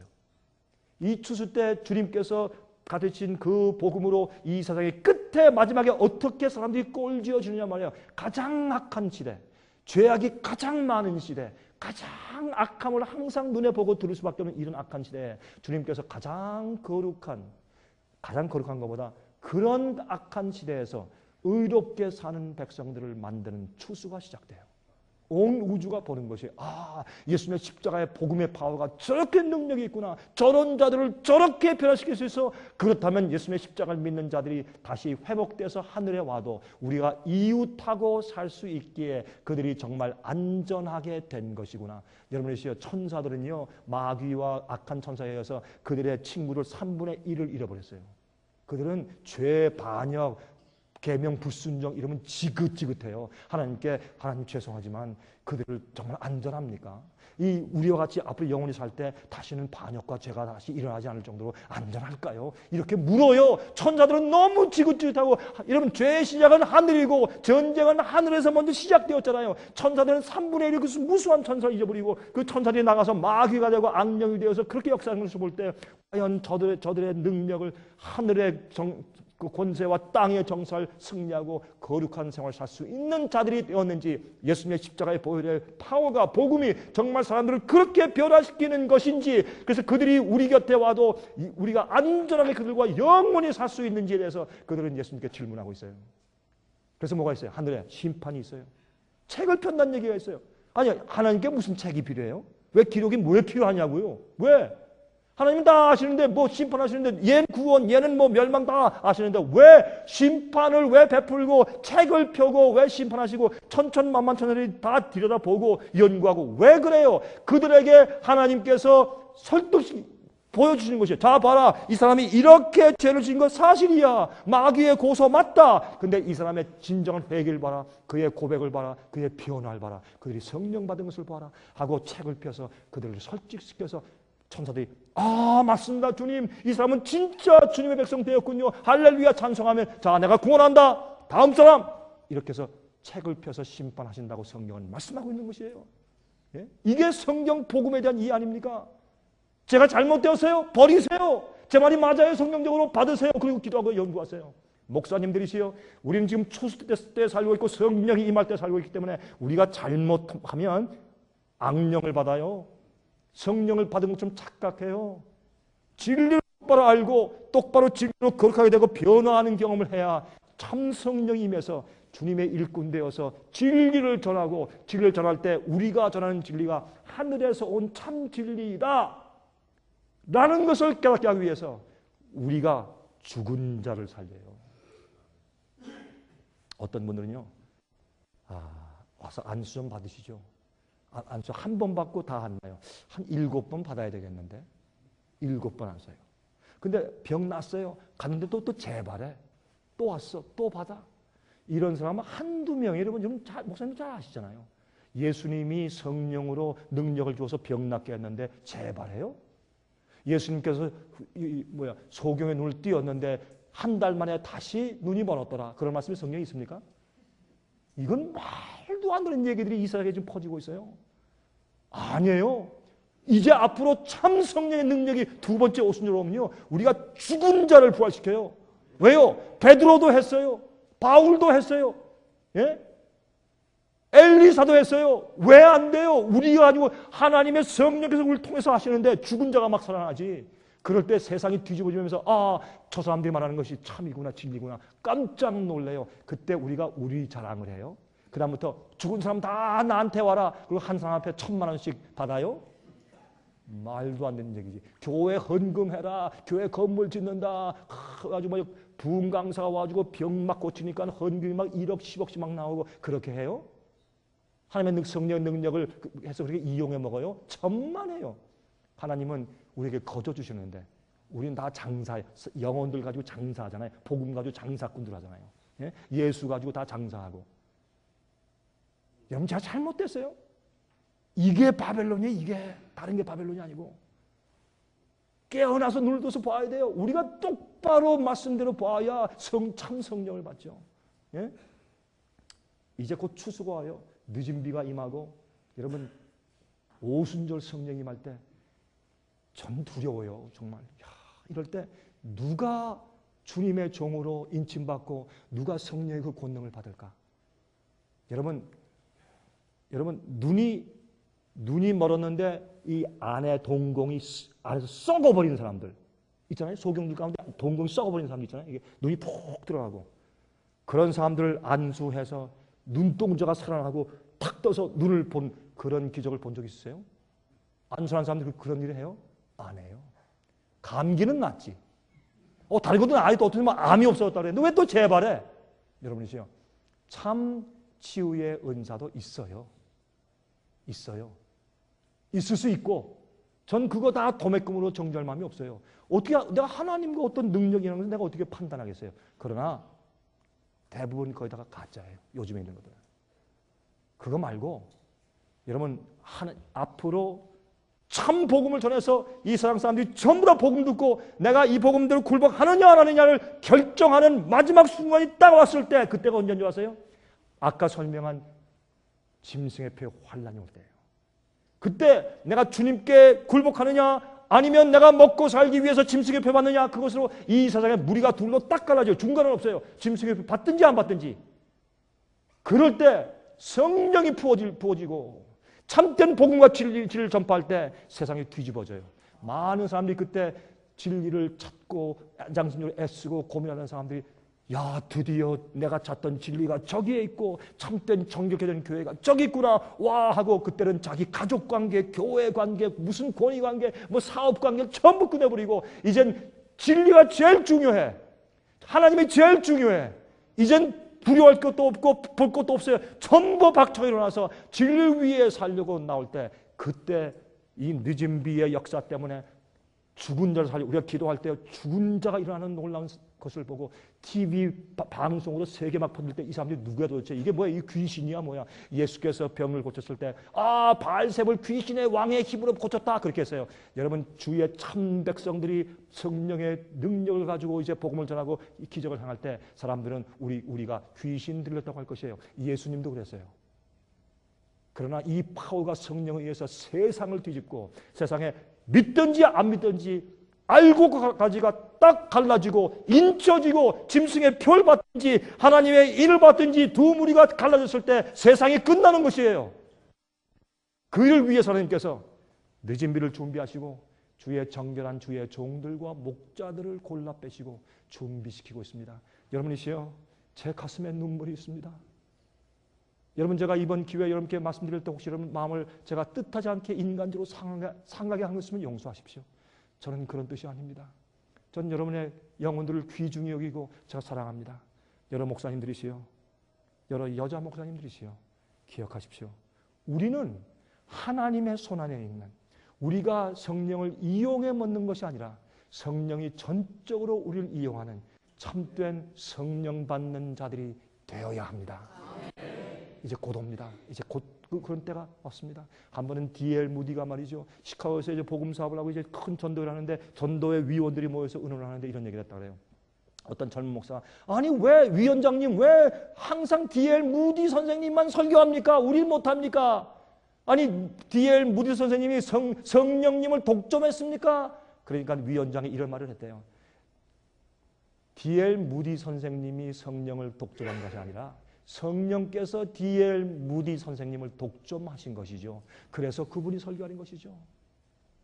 그래서 그의 부흥에는 많은 영혼들이 구원받았습니다. 우린 성령을 받아야 합니다.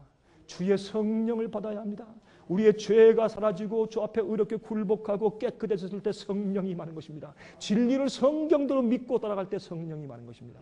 그때 여러분의 목회에 갑자기 놀라운 능력이 생길 것입니다. 여러분이 깜짝 놀랄 것입니다. 그래도 여러분이 스스로 자랑을 하지 않을 사람이 되었을 때 성령이 임할 것입니다. 자, 보세요. 스가랴 10장 1절에 보세요. 이런 말씀이 있어요. 봄비 때에, 이것은 늦은 비 때예요. 왜요?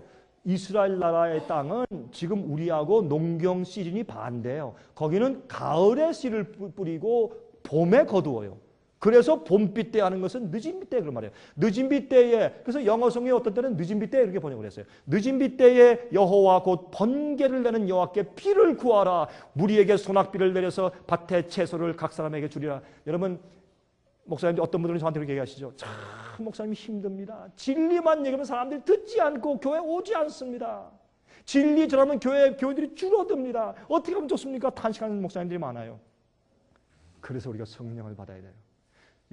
여러분들이 살고 있는 그 지역에서요, 진리를 전하는데 여러분들이 어중이 떠중이 아니라 성령 받을 알곡들을 먼저 골라내세요. 그리고 같이 마음을 합해서 진리로 한 뜻을 가지고 한 마음을 가지고 한 장소에서 기도하세요. 그러면 여러분 교회에 성령이 부어지면 여러분들은 알곡을 찾는 놀라운 파워의 교회가 될 것이에요. 그게 참 진짜 전도 방법이에요. 무조건 숫자만 갖다 놓고 머릿수만 채우는 것이 아니에요. 하나님은 다른 계획을 가지고 계신 것입니다. 보세요. 그 위로 함이 헛됨으로 백성이 양같이 유리하며 목자가 없으므로 곤골당하나니. 목자가 왜 없어요? 목자가 없다 그랬어요. 참된 목자가 없기 때문에 목자가 없다는 얘기가 나와 있어요. 봄비 때 성령이 임하는 시기에 비를 구하라. 성령을 구하라. 지금은 여러분 우리는 늦은 비 때 살고 있어요. 세상 복음의 추수사업이 끝날 때 살고 있어요. 이때 우리가 성령을 받고 성령을 구해야 돼요. 저는요 자주 제가 저 앞에 무릎을 꿇고 아무 말도 안 하고 하나님 아버지 제게 주의 영을 주십시오. 제가 성령을 주십시오. 저 그만만 해요. 어떤 너무 가슴이 아프고 뭐 말할 줄 모르겠어. 주님이시여 제가 성령을 주십시오. 그리고 성령을 받을 만하게 저를 꼴져 주시고 제 속에 아직도 주님께서 성령을 줄 수 없는 어떤 것이 있으면 가져가십시오. 나를 정결케 하십시오. 아버지. 나는 죄인입니다. 나는 주님께서 나를 구원하신 사랑과 은혜가 너무 크기 때문에 난 주님을 위해서 일하다 죽어야 합니다. 주님 저를 증인으로 삼으시옵소서. 내가 성령을 주십시오. 전 자주 그것을 주 앞에 기도합니다. 이때가 늦은 비 때인 것을 제가 알기 때문에 그렇습니다. 여러분 요한복음 4장을 보세요. 4장 34절 보면 이런 말씀이 있어요. 예수께서 이르시되 나의 양식은 나를 보내신 이의 뜻을 행하며 그의 일을 온전히 이루는 것이 이것입니다. 예수님의 양식은 어떻게 해요? 아버지 일을 행하는 것이었어요. 야곱의 우물가에 사마리아 여인을 찾은 다음에 하신 말씀이죠. 너희가 넉 달이 지나야 추수할 때가 이르겠다 하지 아니하였느냐. 내가 너희에게 이르노니 눈을 들어 밭을 보라 희어져 추수하게 되었도다. 여러분 이 한국교회가 전부 다 썩고 다 타락한 것 같지요. 그 속에 알곡들이 숨어 있어요. 주의 참 백성들이 있고 어디가 진리가 있고 어디에 주님이 계시고 어디에 참된 교회가 있는지 찾고 곤고하고 목마른 사람들이 있어요. 그런 영혼을 찾아내세요. 그게 우리 일이에요. 거두는 자가 이미 삭도 받고 영생에 이르는 열매를 모으나니 이는 뿌리는 자와 거두는 자가 함께 즐거워하게 하려 함이니라. 그런즉 한 사람이 심고 다른 사람이 거둔다 하는 말이 옳도다. 내가 너희로 노력하지 아니한 것을 거두러 보내었느니 다른 사람들은 노력하였고 너희는 그들의 노력한 것에 참여했느니라. 여러분 이 은퇴한 목사님들이 참 죄송하지만 은퇴한 목사님들이 이 회고록을 쓰잖아요. 어떤 데 저 회고록 읽으면 정말 제가 화가 나요. 어떻게 이럴 수가 있냐고요. 어느 지방에서 어느 장로 무슨 회사 사장 봤어? 그 사람 내가 침례 주거나 세례 주거나 내가 구원한 사람이요. 어디 가서 무슨 교회에서 그건 내가 세운 거요. 거기는 어디 큰 교회에서 그건 원래 내가 세운 교회지. 이 형은 자랑만 잔뜩 써서 은퇴한 목사님이 회고록을 내. 아휴, 왜 그런지 모르겠어요. 하나님께만 영광 돌려야지 우리가 뭐해 도대체. 아무것도 아닌데. 전 진심으로 하는 얘기예요. 여러분 그래서 이게 뭐라 그랬어요? 다른 사람이 심은 것을 우리가 추수할 때가 많아요. 그럴 때 이런 영혼이 지금 들어온 것은 나 이전에 누군가 심어놨구나. 그분이 누군지 모르지만 감사하다.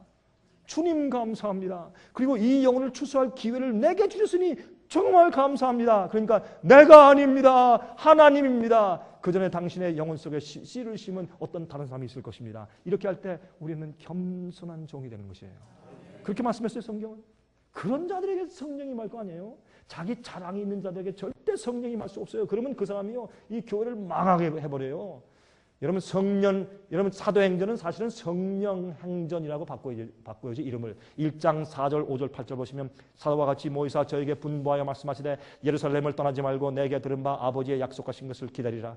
요한은 물로 침례를 베풀었으나 너희는 몇 날이 못되어 성령으로 침례를 받으리라 하셨느니라. 오직 성령이 너희에게 임하시면 너희가 권능을 받고 예루살렘과 온 유대와 사마리아와 땅끝까지 이르러 내 증인이 되리라 말씀하셨습니다. 증인이 되는 것은 성령을 받아야 가능한 것입니다. 자 보세요. 오순절에 성령이 떨어졌습니다. 성령의 불이 어떤 모양으로? 혀에 갈라진 모양으로. 왜? 그 성령의 임함의 특징이 방언이기 때문에. 그 당시에. 왜? 무식한 사람들이 언제 외국을 배워가지고 복음을 전해요. 그래서 외국어를 할 수 있고 말을 하면 다른 사람들이 자기 나라 말로 알아들 수 있는 방언의 참 방언이 터져버린 거예요. 그래서 그 성령의 역사를 상징하는 혀가 갈라진 이런 불의 모양으로 떨어진 거예요. 이것은 어떤 성령의 역사가 그 당시에 필요했는가? 그걸 상징하신 것이에요. 자, 사도행전 2장 1절부터 4절. 오순절 날이 이미 이름에 저희가 다 같이 한 곳에 모였더니, 영어로 They were all with one accord in one place. 한 자리에 같이 마음과 뜻을 같이 해서 같이 모였어요. 같이 모였는데 마음이 다르고 뜻이 다르고 진리를 이해하는 것이 달라. 그런 곳에 어떻게 성령이 임해요? 교회 안에 파가 많고 분당 싸움박질하고 목사들이 싸움박질하고 장로들이 싸움박질하는데 어떻게 성령이 임해요? 그건 교회가 아니죠. 정치단체죠. 오늘날 교회들은 많은 곳들이 정치단체죠. 교회가 아니죠. 여러분 아시죠? 여러분 그들은 진실된 회개와 진리로 연합되어 있었습니다. 40일 동안 정말 회개하고 진리로 그들의 영적인 경험으로 하나가 되어 있었습니다. 호련히 하늘로부터 급하고 강한 바람 같은 소리가 있어 저희 앉은 온 집에 가득하며, 여러분 그들에게는 뭐가 필요했습니까? 성령이 그들에게 임한 증거가 필요했습니다. 여러분 성령을 예수님께서 요한복음 3장에 말씀하기를 니고데모에게 말씀하시면서 성령은 바람 같다 그랬어요. 바람은 눈에 보이지 않지 않느냐? 근데 바람이 지나간 다음에 안다. 어떻게? 나뭇가지가 움직이는 것을 보고 조용히 눈에 보이지 않게 역사하시는 성령을 설명했어요. 그러나 이때 성령은 눈에 보였어요. 강한 바람 소리 확 나면서 바람이 스쳐 지나가면서 바람을 느꼈어요. 왜? 그들에게 확신이 필요했어요. 성령의 임함을 알게 했어야 돼요. 온 집에 가득했어요. 불에 혀같이 갈라지는 것이 저에게 보여 각 사람이 위에 임하더니 저희가 다 성령의 충만함을 받고 성령이 말하게 하심을 따라 다른 방언으로 말하기를 시작하니라. 이게 무슨 다른 방언이에요? 방언의 역사가 내렸는데 그게 무슨 방언의 역사예요? 베드로가 말할 때 모든 사람들이 자기 나라 말로 알아들은 방언의 역사이면서요. 그렇죠? 사람들이 깜짝 놀랐어요. 우리나라 말로 알아듣게 되면 어찌미뇨? 놀라서 그들이 깜짝 놀라서 베드로 말을 그들이 믿었어요. 이것이 성령의 역사였어요. 지금 사람들은 교회, 여러분 사도행전 14장 보시면 어떻게 되세요? 방언의 역사는 믿지 않는 자를 위한 표적이고 예언은 믿는 자를 위한 표적이라 그랬어요. 예언하기를 더 많이 힘쓰라 그랬어요. 방언 얘기할 때 근데 왜 오늘날 교회에서 방언을 그렇게 많이 하냐고. 난 믿는 자들이 앉아있는데 왜 거기서 방언을 그렇게 많이 하느냐고요. 그건 믿지 않는 자를 위한 표적이에요. 왜? 전도할 때 하는 표적이니까. 그렇게 설명되어 있어요, 성경은. 여러분 제 말 듣고 지금 마음이 상한 분들이 계시죠? 한번 제 말이 잘못됐어요? 버리세요. 이 말이 맞아요? 믿고 연구해 보세요. 여러분 여기에 대한 재료가 필요하세요? 전화하세요? 받아가세요? 다 써놨으니까. 제가 쓴 글도 있으니까 읽어보세요.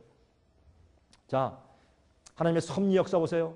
사도행전 2장 5절부터 11절. 그때 경건한 유대인이 천하 각국으로부터 와서 세계에서 흩어진 사람들이 와서 예루살렘에 우거하더니 이 소리가 나며 큰 무리가 모여 각각 자기의 방언으로 제자들의 말하는 것을 듣고 소동하여 그들이 자기 나라 말로 깨닫고 알았어요. 한 사람이 말하는데 30몇 개국에서 온 사람들이 자기 나라 말로 다 알아들었어요. 그것이 방언의 기적이고 역사였어요. 복음 전도를 위해서. 예? 다 놀라 기억에 이르되 보라 이 말하는 사람이 다 갈릴리 사람이 아니냐. 우리가 우리 각 사람의 난 곧 방언으로 듣게 되는 것이 어찌미냐. 이럴 수가 있느냐. 당신도 알아들어? 나도 알아듣는데. 당신도 내 나라 말로 알아듣는데. 이게 어떻게 된 일이야? 저 사람들은 성령이 임했구나. 그래서 들었어요. 그래서 예수를 믿은 거예요. 왜? 그게 필요했으니까. 우리는 바데인과 메데인과 엘라민과 또 메소포타미아, 유대와 갑바도기아, 본도, 아시아, 브르길리아, 밤빌리아, 애국과 및 구레에 가까운 리비아 여러 지방에 사는 사람들과 로마로부터 온 나그네 곧 유대인과 유대교에 들어온 사람들과 그레데인과 아라비아인들이라. 우리가 다 우리의 각 방언으로 하나님의 큰 일을 말함을 듣는도다 하고, 이것이 그들이 필요했을 파워이기 때문에 그 파워를 주신 것이었어요. 그 방언의 역사로 임한 것이에요. 근데 이것을 오늘날은요, 이 현대 방언으로 바꿔서 말해요.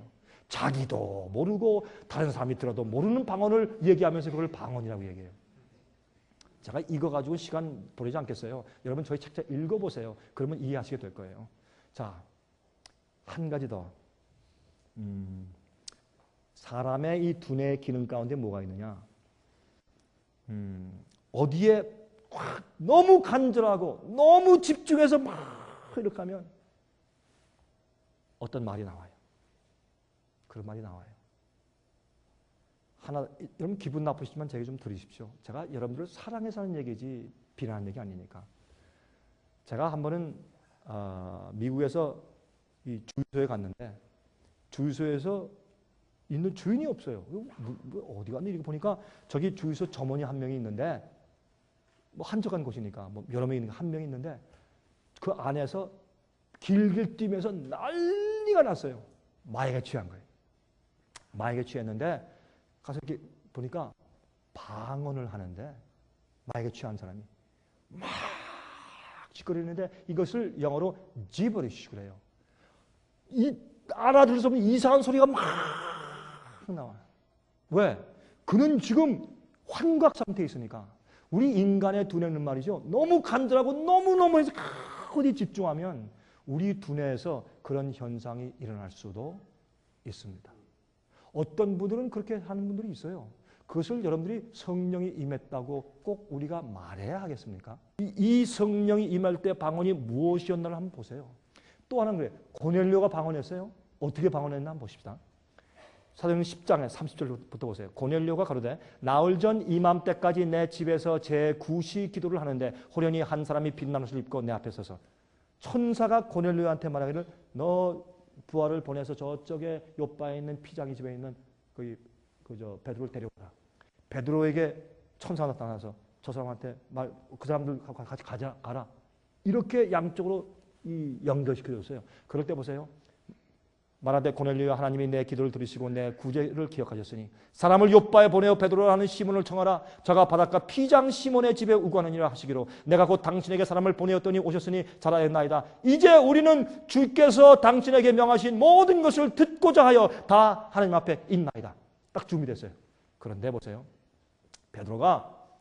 베드로가 이 말을 할 때 성령이 말씀 듣는 모든 사람에게 내려오시니 베드로와 함께 온 할례 받은 신자들이 이방인들에게도 성령 부어 주심을 인하여 놀라니. 왜 놀랐어요? 이는 방언을 말하며 하나님 높임을 들음이라. 그 방언이 터져버린 거예요. 이 고넬료한테, 그 식구들한테 방언이 터져버린 거예요.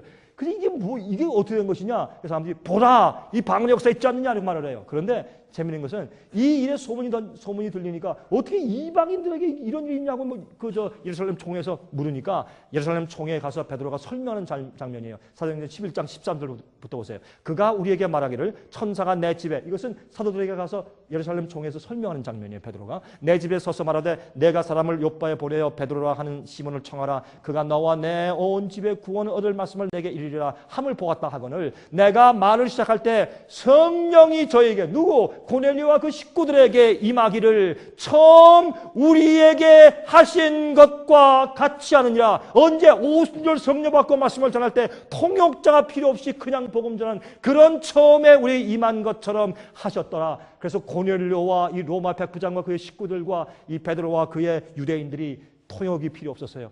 그냥 말이 터져버린 거예요. 그때 볼 때 놀래고 성령이 그들과 함께하는 것을 알고 깜짝 놀란 거예요. 내가 주의 말씀에 요한은 물로 침례를 주었으나 너희는 성령으로 침례 받으리라 하신 것이 생각나노라. 여러분, 빌립이 구스네스에게, 에디오피아의 재무장관에게 가서 복음을 전했을 때 그가 깨닫고 침례 받은 거 기억하시죠? 천사 그의 머리채를 붙잡고서 어디요? 예? 여기 보면 이거 이제 그만둡시다. 복음을 전한 다음에 보면 여기 나중에 나와요. 보세요. 8장이죠. 사도행전. 이에 명하여 병거를 머물고 빌립과 내시가 둘 다 물에 내려가 빌립이 침례를 주고 둘이 물에서 올라올 새 주의 영이 빌립을 이끌어간지라. 성령이 번쩍 들어서 다른 데 갖다 놨어요. 어디에? 아소도에. 요단강에서 5마일 떨어진 곳에. 5마일은 몇 킬로예요? 한 7.5킬로? 한 8킬로 돼요? 5마일. 예? 한 7, 8킬로 되는 그 먼 곳에 번쩍 들어서 갖다 떨어져 놨어요. 그래서 거기서 어떻게 해요? 빌립은 아소도에 나타나 여러 성을 지나다니며 복음을 전하고 가이사랴에 이르니라. 자동차가 필요 없어요. 비행기가 필요 없어요. 휘발유가 필요 없어요. 막 다니고. 앞으로 우리가 성령이 충만할 때 우리는 그런 식으로 아프리카 갔다가 유럽 갔다가 미국 갔다가 남미 갔다가 막 돌아다니면서 우리를 데려다닐 때 우리가 어떻게 해요? 사람들 놓고서 말씀을 찔릴 가르칠 때 그들이 성령을 받아요. 그러면 그걸 보고 하나님께 감사하고 찬송을 드리고 기도할 때 기도합시다. 기도하고 예수님의 이름으로 기도합니다. 하고 눈을 뜨면 내가 다른 데가 있어요. 성령이 우리를 들어서 다른 데 갖다 놨어요. 가서 보면 또 한 그룹이 모여 있어요. 그러면 그들이 천사군요 하고 그들이 얘기할 때 나 천사가 아닌데요. 천사가 와서 우리 누굴 보낸다고 했는데 당신이 왔으니까 천사 아닙니까? 나 천사 아닙니다. 말씀하십시오. 우리가 준비되어 있습니다. 고넬료들이 생기는 거예요. 지금 전도 안 되죠. 그땐요 성령과 천사가 우리를 전도시켜요. 그들이 우리에게 주소 주고 가면요 50명, 100명씩 모여있어요. 우리가 준비됐습니다. 말씀하십시오. 우리 준비되어 있습니다. 그때 복음을 전해요. 그러면 그들이 회개하고 즐겨하고 그렇습니까? 알겠습니다. 그들이 회개하고 거듭나고 그 즉석에서 성령을 받아요. 그때 기도합시다. 예수 이름으로 기도합니다. 눈을 뜨면 또 우리가 다른 데가 있어요. 이런 식으로 복음이 삽시간에 맞출 것이에요. 왜요? 그래야 이 많은 65억 인구가 결정하고 예수께서 오세요. 그냥 이런 방식으로 이렇게 해서 교회가요, 이렇게 한국의 거의 30% 사람들이 기독교인인데 한국에서도 복음 사업이 끝마치지 못해. 형편없어요. 이렇게 돼 있는데 언제 세계 복음이 끝나겠어요? 성령이 충만한 사람들이 생길 때 성령께서 그들을 이쪽 저쪽 다니면서 준비된 자들을 추수하게만 하실 때 우리가 뿌린 게 아니에요. 성령을 받은 우리가 그들에게 복음을 증거할 때, 진리를 증거할 때 그 열매가 묶어지는 일이 생길 때 주님께서 세상 복음을 끝내시고 하늘을 가리고 천천만만 천사와 함께 추수된 영혼들을 데리기 위해서 이 땅에 오시는 것이에요. 이미 추수되어서 땅속에 묻혀 잠자는 자들을 깨워서 그것도 죽음도 어떠면서 인침받은 거예요. 더 이상 마귀가 건드리지 못해. 딱 그렇게 포장되어 있잖아요. 거기서 끌어올려서 부활시키고 살아있는 사람은 살아있을 때 호련히 변화시키고 인을 쳐서 그 두 죽었던 자들과 산 의인들을 같이 합쳐서 공중에 끌어올려 영원한 하늘에 가게 하실 것입니다.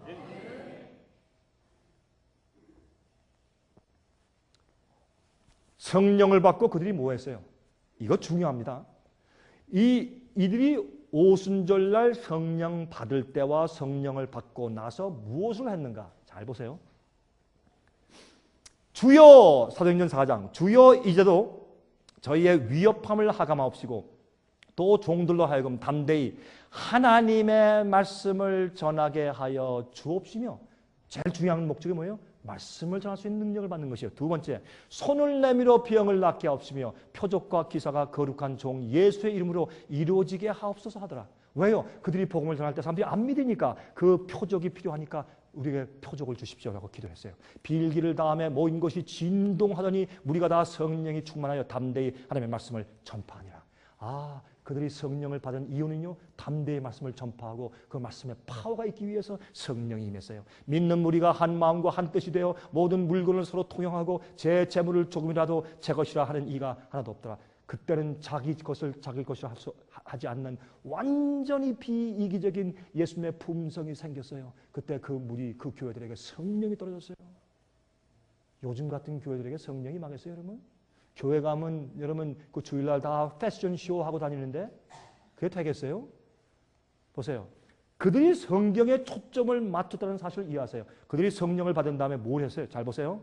오순절 날에 베드로의 설교는 이 사도행전 2장의 26절에 26가지의 성경절들로 이루어졌어요. 다시 말해서 베드로가 성령을 받고서 하루에 3,000명 회개시킬 때 그때 설교할 때 베드로가 무엇을 설교했느냐? 베드로는 성경 말씀만 설교했어요. 자기 말 안 했어요. 보세요. 그가 설교한 26개 성경절들 중에서 하루에 3,000명 회개시킬 때 반인 13절은 그가 구약 성경의 말씀들을 직접 인용해서 읽은 것이고, 사도 베드로는 요엘서 2장 28절과 32절, 시편 16절 8절부터 11절, 시편 110장 1절을 인용해서 읽었어요. 그리고 나머지 13절들도 그중 11절들이 구약 성경의 말씀을 해석해 주는 말씀들이고, 나머지 2절은 호소하는 말씀이었어요. 이게 성령 받은 다음에 한 일이에요. 성령 받고 뭘 했어요? 복음 말씀을 그들에게 설명해 줄 때 말씀으로 그들을 확신시켜서 구원했어요. 뭐가 구원해? 예수가 구원해요. 뭐가 구원해요? 말씀과 진리가 구원하는 것이에요. 이게 그들이 오순절 성령 받고 한 일이에요. 우리 사람들이 자꾸 오해해요. 아니에요. 잘 보세요, 성경을. 예? 그가 한 말 보세요. 사도행전 2장 16절부터 이는 곧 선지자 요엘로 말씀하신 것이니 일러스되, 이렇게 요엘 말씀을 쭉 이렇게 16절부터 21절까지 다 인용하고 읽었잖아요. 성경 말씀을 풀어서 해석한 거예요. 다른 게 아니라 성령이 임한 다음에 또 보세요. 25절 다윗이 저를 가리켜 가로되 예수님에 대해서 시편에 있는 말씀을 인용하면서 이 예수님이 바로 그 예언된 메시아야 그렇게 설명한 거예요. 성경 말씀을 설명한 것이 오순절 성령 받은 이후에 그 한 일이에요. 또 보세요. 오순절 날에 3,000명을 회개시킨 사도 베드로의 설교는 직접적인 성경 말씀을 인용한 것이거나 설명해 준 것이었습니다. 사람들을 재미있게 만들려고 하거나 웃기는 형식으로 한 것이 아니며 청중들을 감동시키기 위하여 어떤 연극이나 개그, 요새 개그 설교 많죠. 개그하거나 이야기나 인위적인 방법을 동원한 설교가 아니었습니다. 병을 고치는 일을 중요한 일로 삼은 것도 아니었습니다. 예수님을 전파하고 복음을 전파하는 일로 성령의 능력을 사용했고, 필요시에 병자를 고치는 능력이 임했습니다. 죽은 자도 살렸습니다. 그들의 진리 전함을 사람들로 하여금 믿게 하기 위해서 성령의 능력이 떨어졌어요. 여러 목사님들과 저는 이제 예수께서 오실 때 우리가 한 일, 자랑, 공로, 업적 이거 다 불에 탈 것이에요. 그거 아무것도 아니에요. 거기 절대로 연연하지 마세요, 여러분들이시요. 우리가 예수께서 올 때 우리가 섰을 때 벌거벗은 몸처럼 설 것이에요. 예수께서 우리가 질문하실 때 우리가 뭐라고 답변할 것이에요? 우리가 우리 자신을 비우고 겸손하게 회개하고 깨끗하게 되고 성령을 받았을 때, 예수께서 오실 때 주님이시여 왜 인제 오십니까? 인제 오십니까? 내가 주님 뵙는 것은 주님의 은혜입니다. 100% 주님의 은혜고, 내가 한 일 아무것도 없습니다. 내가 복음을 전하고 영혼을 구원한 것도 주께서 하신 것이고 성령께서 하신 것입니다. 주여 오시옵소서. 나의 주님이시여, 나의 왕이시여, 나의 구세주시여, 어서 오시옵소서. 내가 주님을 영원토록 찬송하겠습니다. 그렇게 되는 것이에요. 응? 참된 부흥은 언제나 하나님의 말씀 성경을 올바로 이해하는 데서 기인됐어요. 말씀을 똑바로 가르쳐 이해할 때 부흥이 생기고 통곡이 생기고 회개가 생기고 성령이 떨어져요. 그거 안 하고 인간적으로 연극하는 것처럼 감정적으로 와 찬송을 많이 부르게 해서 감정을 고조시킨 다음에 와 웅변으로 인위적으로 해서 성령 받은 것처럼 하는 거 다 그 가짜 성령이에요. 그게 조용히 웅변을 못하고 설교를 잘 못해도 성령 말씀을 또박또박 이해시키고 말씀할 때 성령을 깨닫고 사람들이 회개할 때 그때 성령을 받는 것이에요. 이렇게 이해해야 성령을 받아요. 여러분 요즘 임하는 성령을 말하는 것들 보면서 부러워서 난 언제 저렇게 하나 이렇게 하면 성령을 못 받으세요. 그래서 말씀드리는 거예요. 참 성령이 이제 곧 오는데 여러분 어떻게 하실래요? 그런 마음을 가지면은. 하나님의 말씀을 오해한 가운데서 일어난 부흥은 거짓 부흥입니다. 주의 말씀을 중심하지 않은 모든 부흥은 거짓 부흥입니다.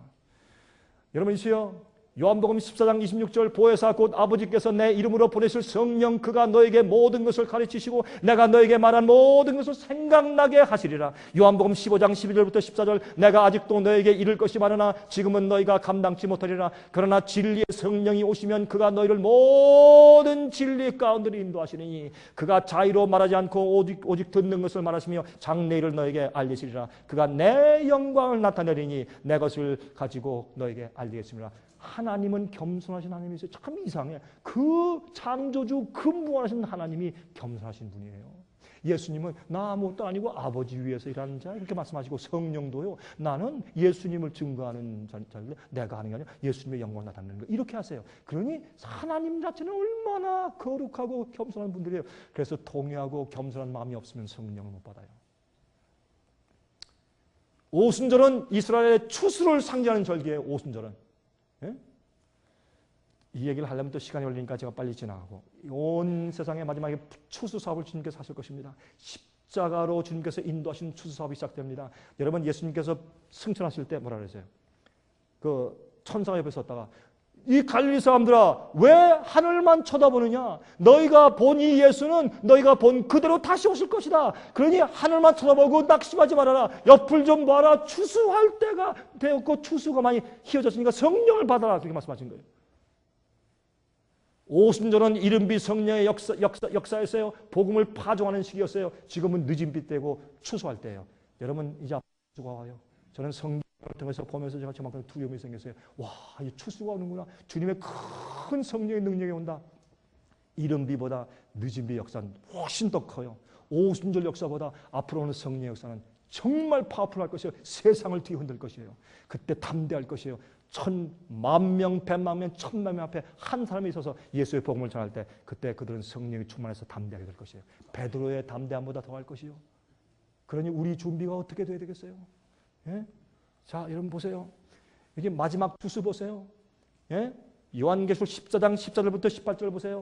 여러분, 14장은 참 중요해요. 13장은 짐승의 표의 환란을 설명한 다음에 14장은 1절부터 5절까지 그 짐승의 표 받지 않고 하나님의 인을 받은 사람들이 14만 4천으로 표현돼서 14만 4천이 어린 양과 함께 시온산 위에 서 있어요. 그들 입에 흠이 없고 거짓이 없다 그랬어요. 하나님의 보좌 앞에 흠 없는 사람들이 되었어요. 왜? 예수의 보혈로 씻었으니까. 너무 잘 씻고 그들이 겸손하게 굴복했으니까. 그런데 그들의 이마에 어린 양과 아버지의 이름이 기록되어 있어요. 그게 뭐예요? 성품이에요. 하나님의 성품을 닮았어요. 그게 인침받는 것이에요. 그게 인침받는 표예요. 이마에. 예? 근데 그 이후에 뭐가 있어요?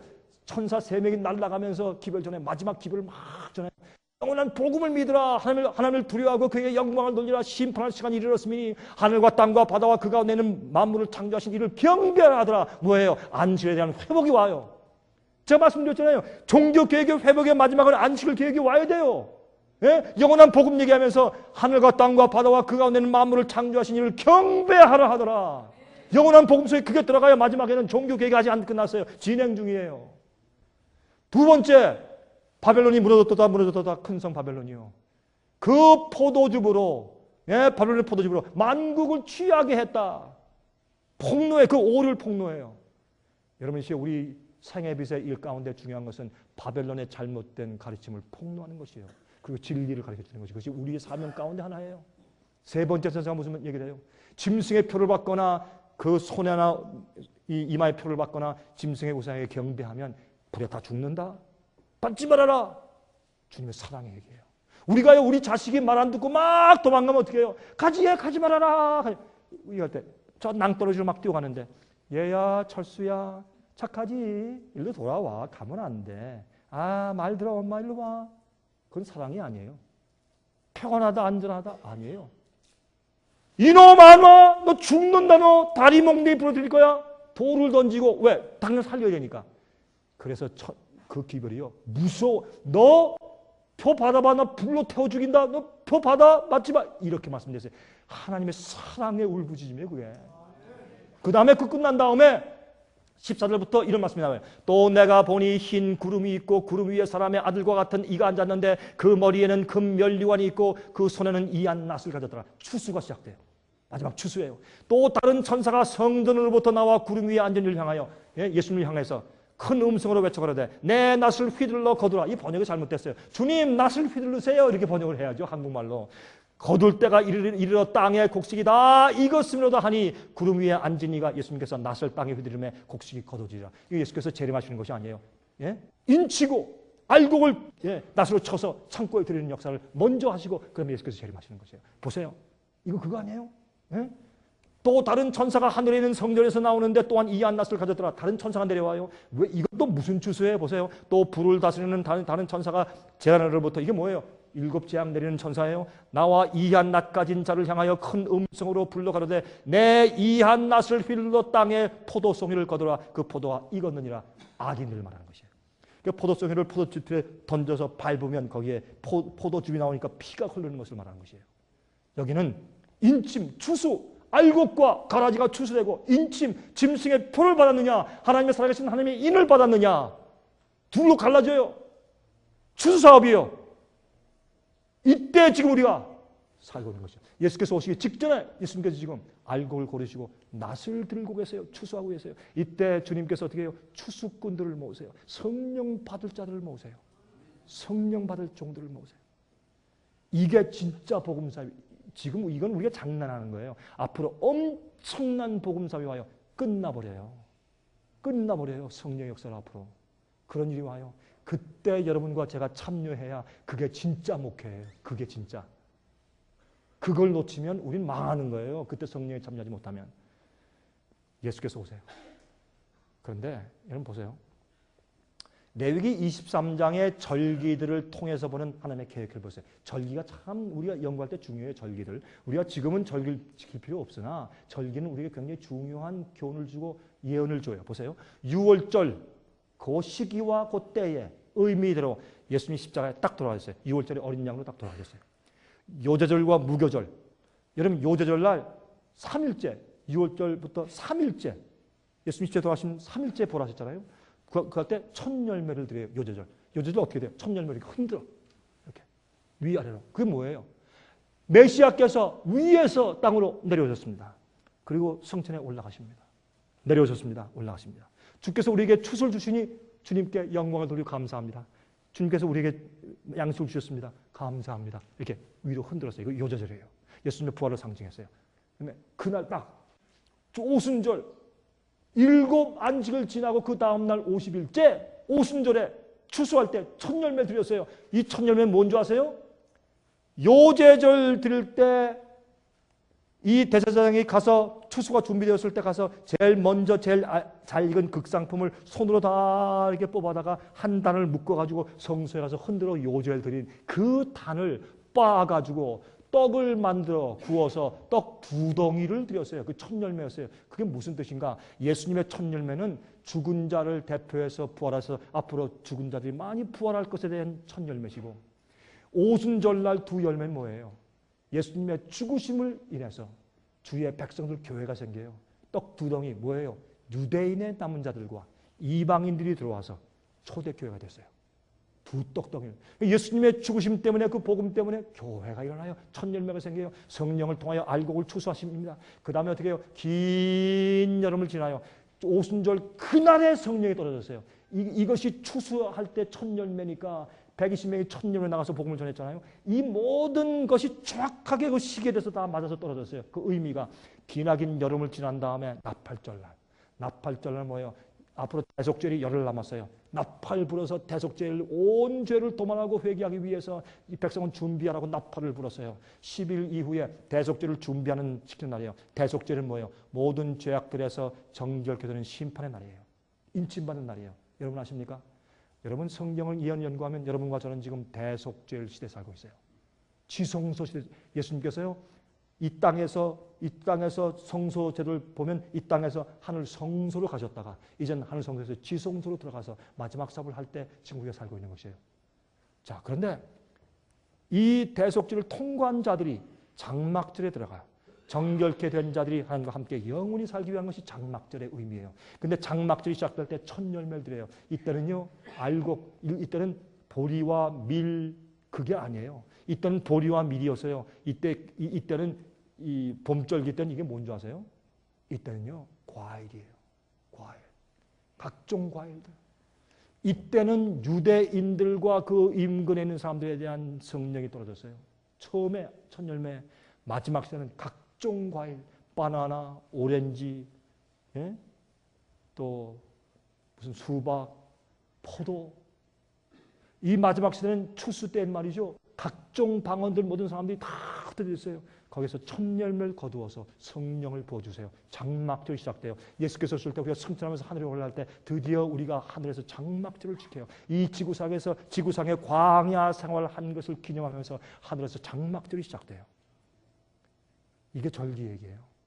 이제는 늦은 비가 와요. 2번째 오순절이 곧 와요. 추수때가 됐기 때문에 이 세상에 성령이 많은데 많은 사람들이 이 성령이 임한 줄 모르고 성령 받은 사람들을 와 다 귀신 받았다, 무슨 뭐 광신이다 그렇게 할 것이에요. 그러나 그렇게 핍박을 받으면서 그들이 거룩한 모습을 가지고 복음을 전해서 세상 사람을 맡길 것이에요. 예수님이 그래서 의인들 데리러 다시 오실 것이에요. 여러분 어떻게 하실랍니까? 여러분들은 어떤 성령을 받으실래요? 여러분 주님의 증인 되실래요? 성령이 퍼부어지는 두 번째 오순절이 앞으로 있을 것입니다. 그때는 다락방이 있어서요. 이때는 다락방이 있을 수가 없어요. 너무 숫자가 많으니까. 온 세상에 흩어져 있을 것이에요. 그러나 이 한국에도 적은 무리가 성령을 받을 때, 그때 여러분 목사님들은 그때 어디 계실 겁니까? 그때 여러분은 어디 계실 겁니까? 성령이 여러분을 인정하실까요? 그것이 지금 우리의 의무고 우리의 기도고 우리의 소원이 되어야 할 것입니다. 저는 기도합니다. 그 장소에 하나님께서 저를 불쌍히 여기시고 우리 모두를 불쌍히 여기셔서 마지막 추수꾼으로 삼으시고 성령의 능력을 부어주시기를 제가 간절하게 기도합니다. 자비하신 하늘에 계신 아버지시여, 오늘 우리가 성령에 대해서 이야기했습니다. 주님, 우리는 성령을 받을 자격이 없는 사람들입니다. 우리가 과거를 살펴볼 때 우리는 주 앞에 내놓을 것이 아무것도 없는 사람들입니다. 그러나 주 앞에 우리가 다락방에 앉아있는 사람들처럼 우리가 마음을 묶어서 연합하여 주 앞에 기도합니다. 하나님이시여, 우리 죄를 사해 주시옵소서. 우리의 못남을 용서해 주시옵소서. 우리의 교만과 이기심을 용서해 주시옵소서. 우리의 자랑을 위해서 일했던 모든 실수들을 용서해 주시옵소서. 우리는 예수님만을 위해 살기 원하고 하나님의 영광을 위해 살기 원합니다. 주여, 우리를 구원하심이 크기 때문에, 주님께 너무 감사하기 때문에 우리는 주님을 위해서 한 번 일하고 끝나야 되겠습니다. 주여, 이 세상에 추수 때가 되었습니다. 늦은 비 때가 되었습니다. 추수가 다 익었습니다. 사람이 없습니다. 추수꾼들이 부족합니다. 그래서 주님께서 추수꾼들을 보내달라고 기도하라고 말씀하셨습니다. 주여, 우리가 여기에 있습니다. 말씀하시옵소서. 우리 종들이 듣겠습니다. 말씀하시옵소서. 순종하겠습니다. 말씀하시옵소서. 우리가 버리겠습니다. 말씀하시옵소서. 우리가 주 앞에 부복합니다. 주여, 진리로 가르쳐 주시고 성령으로 채워 주실 때 말씀을 전파하는 능력뿐만 아니라 진리를 똑바로 알게 하시고 그 진리가 하늘에서 온 진리인 것을 깨닫게 하기 위해서 저에게 권능과 기적을 행하는 성령의 능력까지 저에게 주시옵소서. 주님, 주님의 성령을 충만히 받아서 사용할 때 안전할 수 있는 의인으로 변화시켜 주시옵소서. 이번에 집회 와서 같이 말씀을 연구한 이 귀한 주님의 종들을 기억하시고 그들 가정에 복을 주시고 필요한 것을 공급하시며 정결케 하시고 진리를 이해케 하시고 성령을 부어 주시옵소서. 그들의 교회를 사용하사 세상에 빛되게 하시옵소서. 사랑 많으신 예수 그리스도의 거룩한 이름만 의지해서 간절하게 기도합니다. 아멘. 아멘.